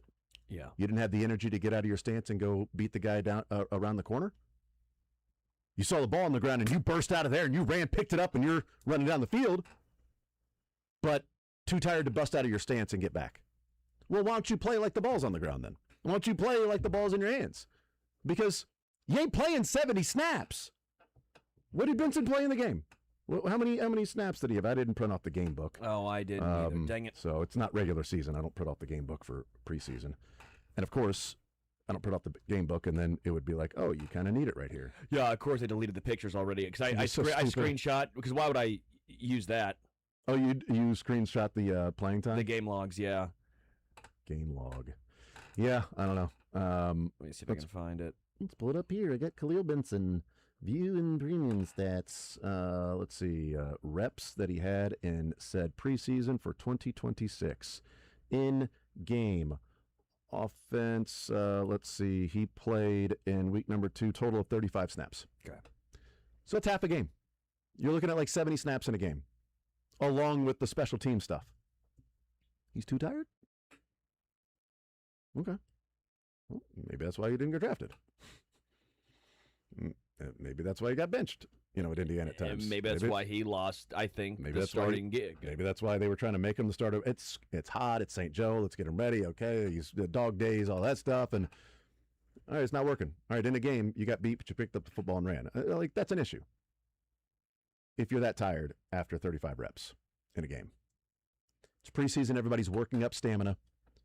But September 14th, you're not rotating. No. September 14th, you're playing the whole game. You better be ready to go. And I guarantee this, Jalen Moore is going to know what it takes to play an entire game in the NFL. Yeah.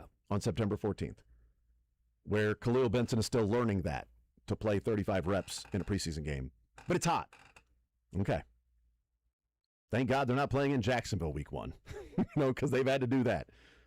It might be 95 degrees and humidity 90% on Monday night. In September 14th. We don't know. Hopefully it's beautiful. They play in Miami in week 3. Yeah, right. I mean, I think all of those things together. But it did stand out to me that Benson's going to play left tackle. Jaden Hicks talking about his confidence, how he's playing with confidence, and said, it was a great question by Todd. Said, okay, you said you lacked confidence last year. Where did that manifest itself? Was it on the field, in the film room? And he said, all aspects of it. I felt like I was doing the right thing. And then the coaches let you know you're not, and they get on you, which they should. Yeah. It's going to kill your confidence of like, well, no, I thought that's what I was supposed to do. So I did it in real time. No, that was wrong. Okay, well, now next time I'm out there, I think I'm supposed to do this, but is it wrong or is it right? Now I'm questioning myself. I'm a step slow, and now I can't play. He's one of those guys that I think we see the talent, you see the athleticism, but I think we all saw that occasionally he was either overthinking, which plays a factor, as we're alluding to, or just didn't know 100% where to be, which we heard from, was it Spags, I think, last year, and going into last year or going into this offseason when he said, I thought it was last year, Last year he was disappointed in him. This offseason, it felt like Spags was saying, we're taking a lot off his plate, and we're just going to have him do one thing. Yeah, because I remember there's something along the lines of, you wish he knew the playbook more, where he's supposed to be more of. It was along those lines. I don't have it pulled up in front of me, but it was a year ago now. But he didn't respond to them wanting to move him around in different places. Correct. And know where he was supposed to be or the call. And that was why it was great that Brian Cook stepped up. Yeah, he did. He had a great season last year. Earned him some money, so good for him. We'll take a timeout. We'll come back. More Zone next.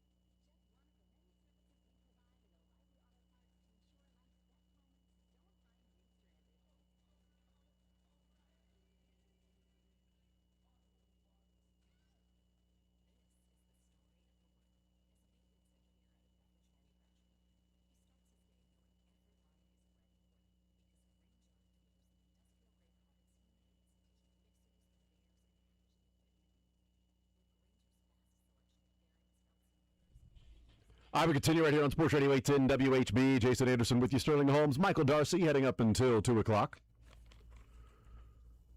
We've talked a lot about, in the first hour, spent a lot of time on the Royals' 9-game winning streak, what it means moving forward, if there is anything to take away, and any carryover whatsoever. Team standpoint, no, but the group of players that are going to be position players and in the lineup, probably something to take away from that. Talked about the offensive line a decent amount because of the acquisition of Joshua Uzudu from the New York Giants, 2028 7th-round draft pick that they traded to the Giants to get him in the trade. And then we spent most of the 11 o'clock hour talking about the SEC's announcement, the Big Ten, and if you have been drafted or didn't take your name out of the draft at a certain time, the multiple things that have to happen. One, previously declared for the NFL, NBA, or WNBA draft and did not appropriately withdraw, signed a contract with an NFL or other professional football league, NBA, G League, or WNBA, or been listed on an NFL, NBA, G League, or WNBA roster. In the SEC, the following meetings with the presidents, chancellors, and athletic directors of the SEC voted unanimously for all of those things to then be ineligible, or the commissioner is authorized to enforce with penalties against member institutions. So not necessarily an ineligibility for the player that they can't play. A team, I guess, would have the right to play that player based on the court-ordered temporary restraining order injunction.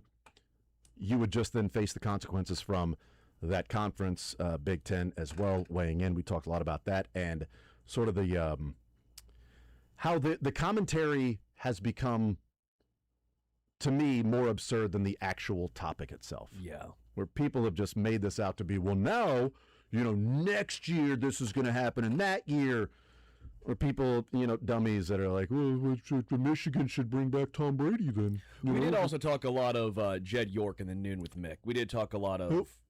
Sorry, Joe. Joe Bork. Joe Bjork. Yeah. Joe Bork and Jed York, and we talked about Jed pinging the what he thought was Lady of the Night 3 different times, and he really wanted to ping. That's right, and this undercover agent ignored him twice.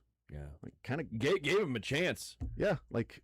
Dude, just I'm tired. I got other things going on. I've already had a glass of wine. I'm in bed. Man. I have my show on. Dude, I don't want to go away, Joe. I don't want to have to drive out here. Plus the paperwork tonight. 3 strikes, you're out. First 2. Everyone knows this. Early Rules of morning baseball. tomorrow. Do I answer the 3rd one or not? Ugh. All right, okay. Let's meet up at this fake address. He clearly wants to get busted. I mean, come on, that's what he wants. Something there along those lines. Something $140 and a mobile home lot that doesn't exist. $140 in a dream. That's what it is. Yes, $140, a nice car, a dream, a heck of a 40-minute drive, and then, rough night. We talked a lot about that. And Lane Kiffin. Oh, yeah, Lane. Talked about a lot of those things. And also what it may mean for Mark Mitchell. Like, I think that's something still left to be decided. Mark Mitchell going to Kentucky technically did not sign his not even technically. He didn't sign an Exhibit 10 contract to be able to play Summer League with the Nuggets.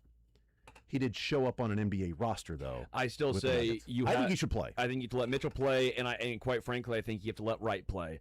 I think that this has come down. It's post only right to let him do that. Only fair. That's yeah. It's only Mark. Yeah.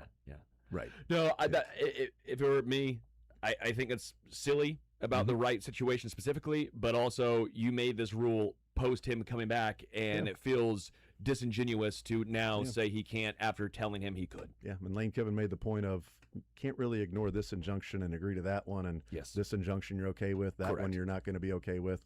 So they can do that with member institution of the conference. Can't say he can't play, but we can say if he plays, this will be the penalty. More Zone next.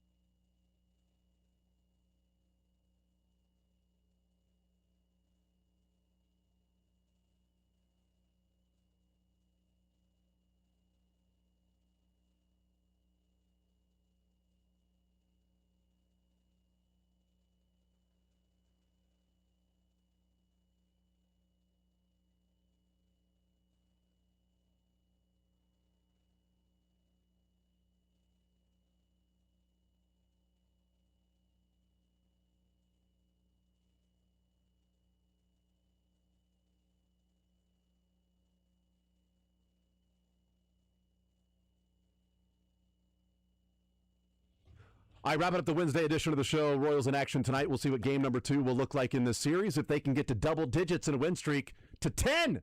10. 10. I give it a 10. We'll see, because right now they're at 9 Only 10? times. Only 10? Well, 10 out of 10. Well, why stop at 10? I'm not saying stop at 10. They're I'm going saying to get 88 to 10. and 74, pal. They're winning 29 straight games after this. I hope that's the case. What's wrong with a little 38-game win streak to end the season? I don't think anything's wrong with it. Yeah. But why stop there? See, that's the thing is, Sterling, if they win 38 games in a row to end this year, I wouldn't stop there. I'd have them win more games in a row once they get to the postseason. That's just me. Yeah, I guess that's I'd true. have them continue that winning streak. 40, 43, 47, A lot of games. 51.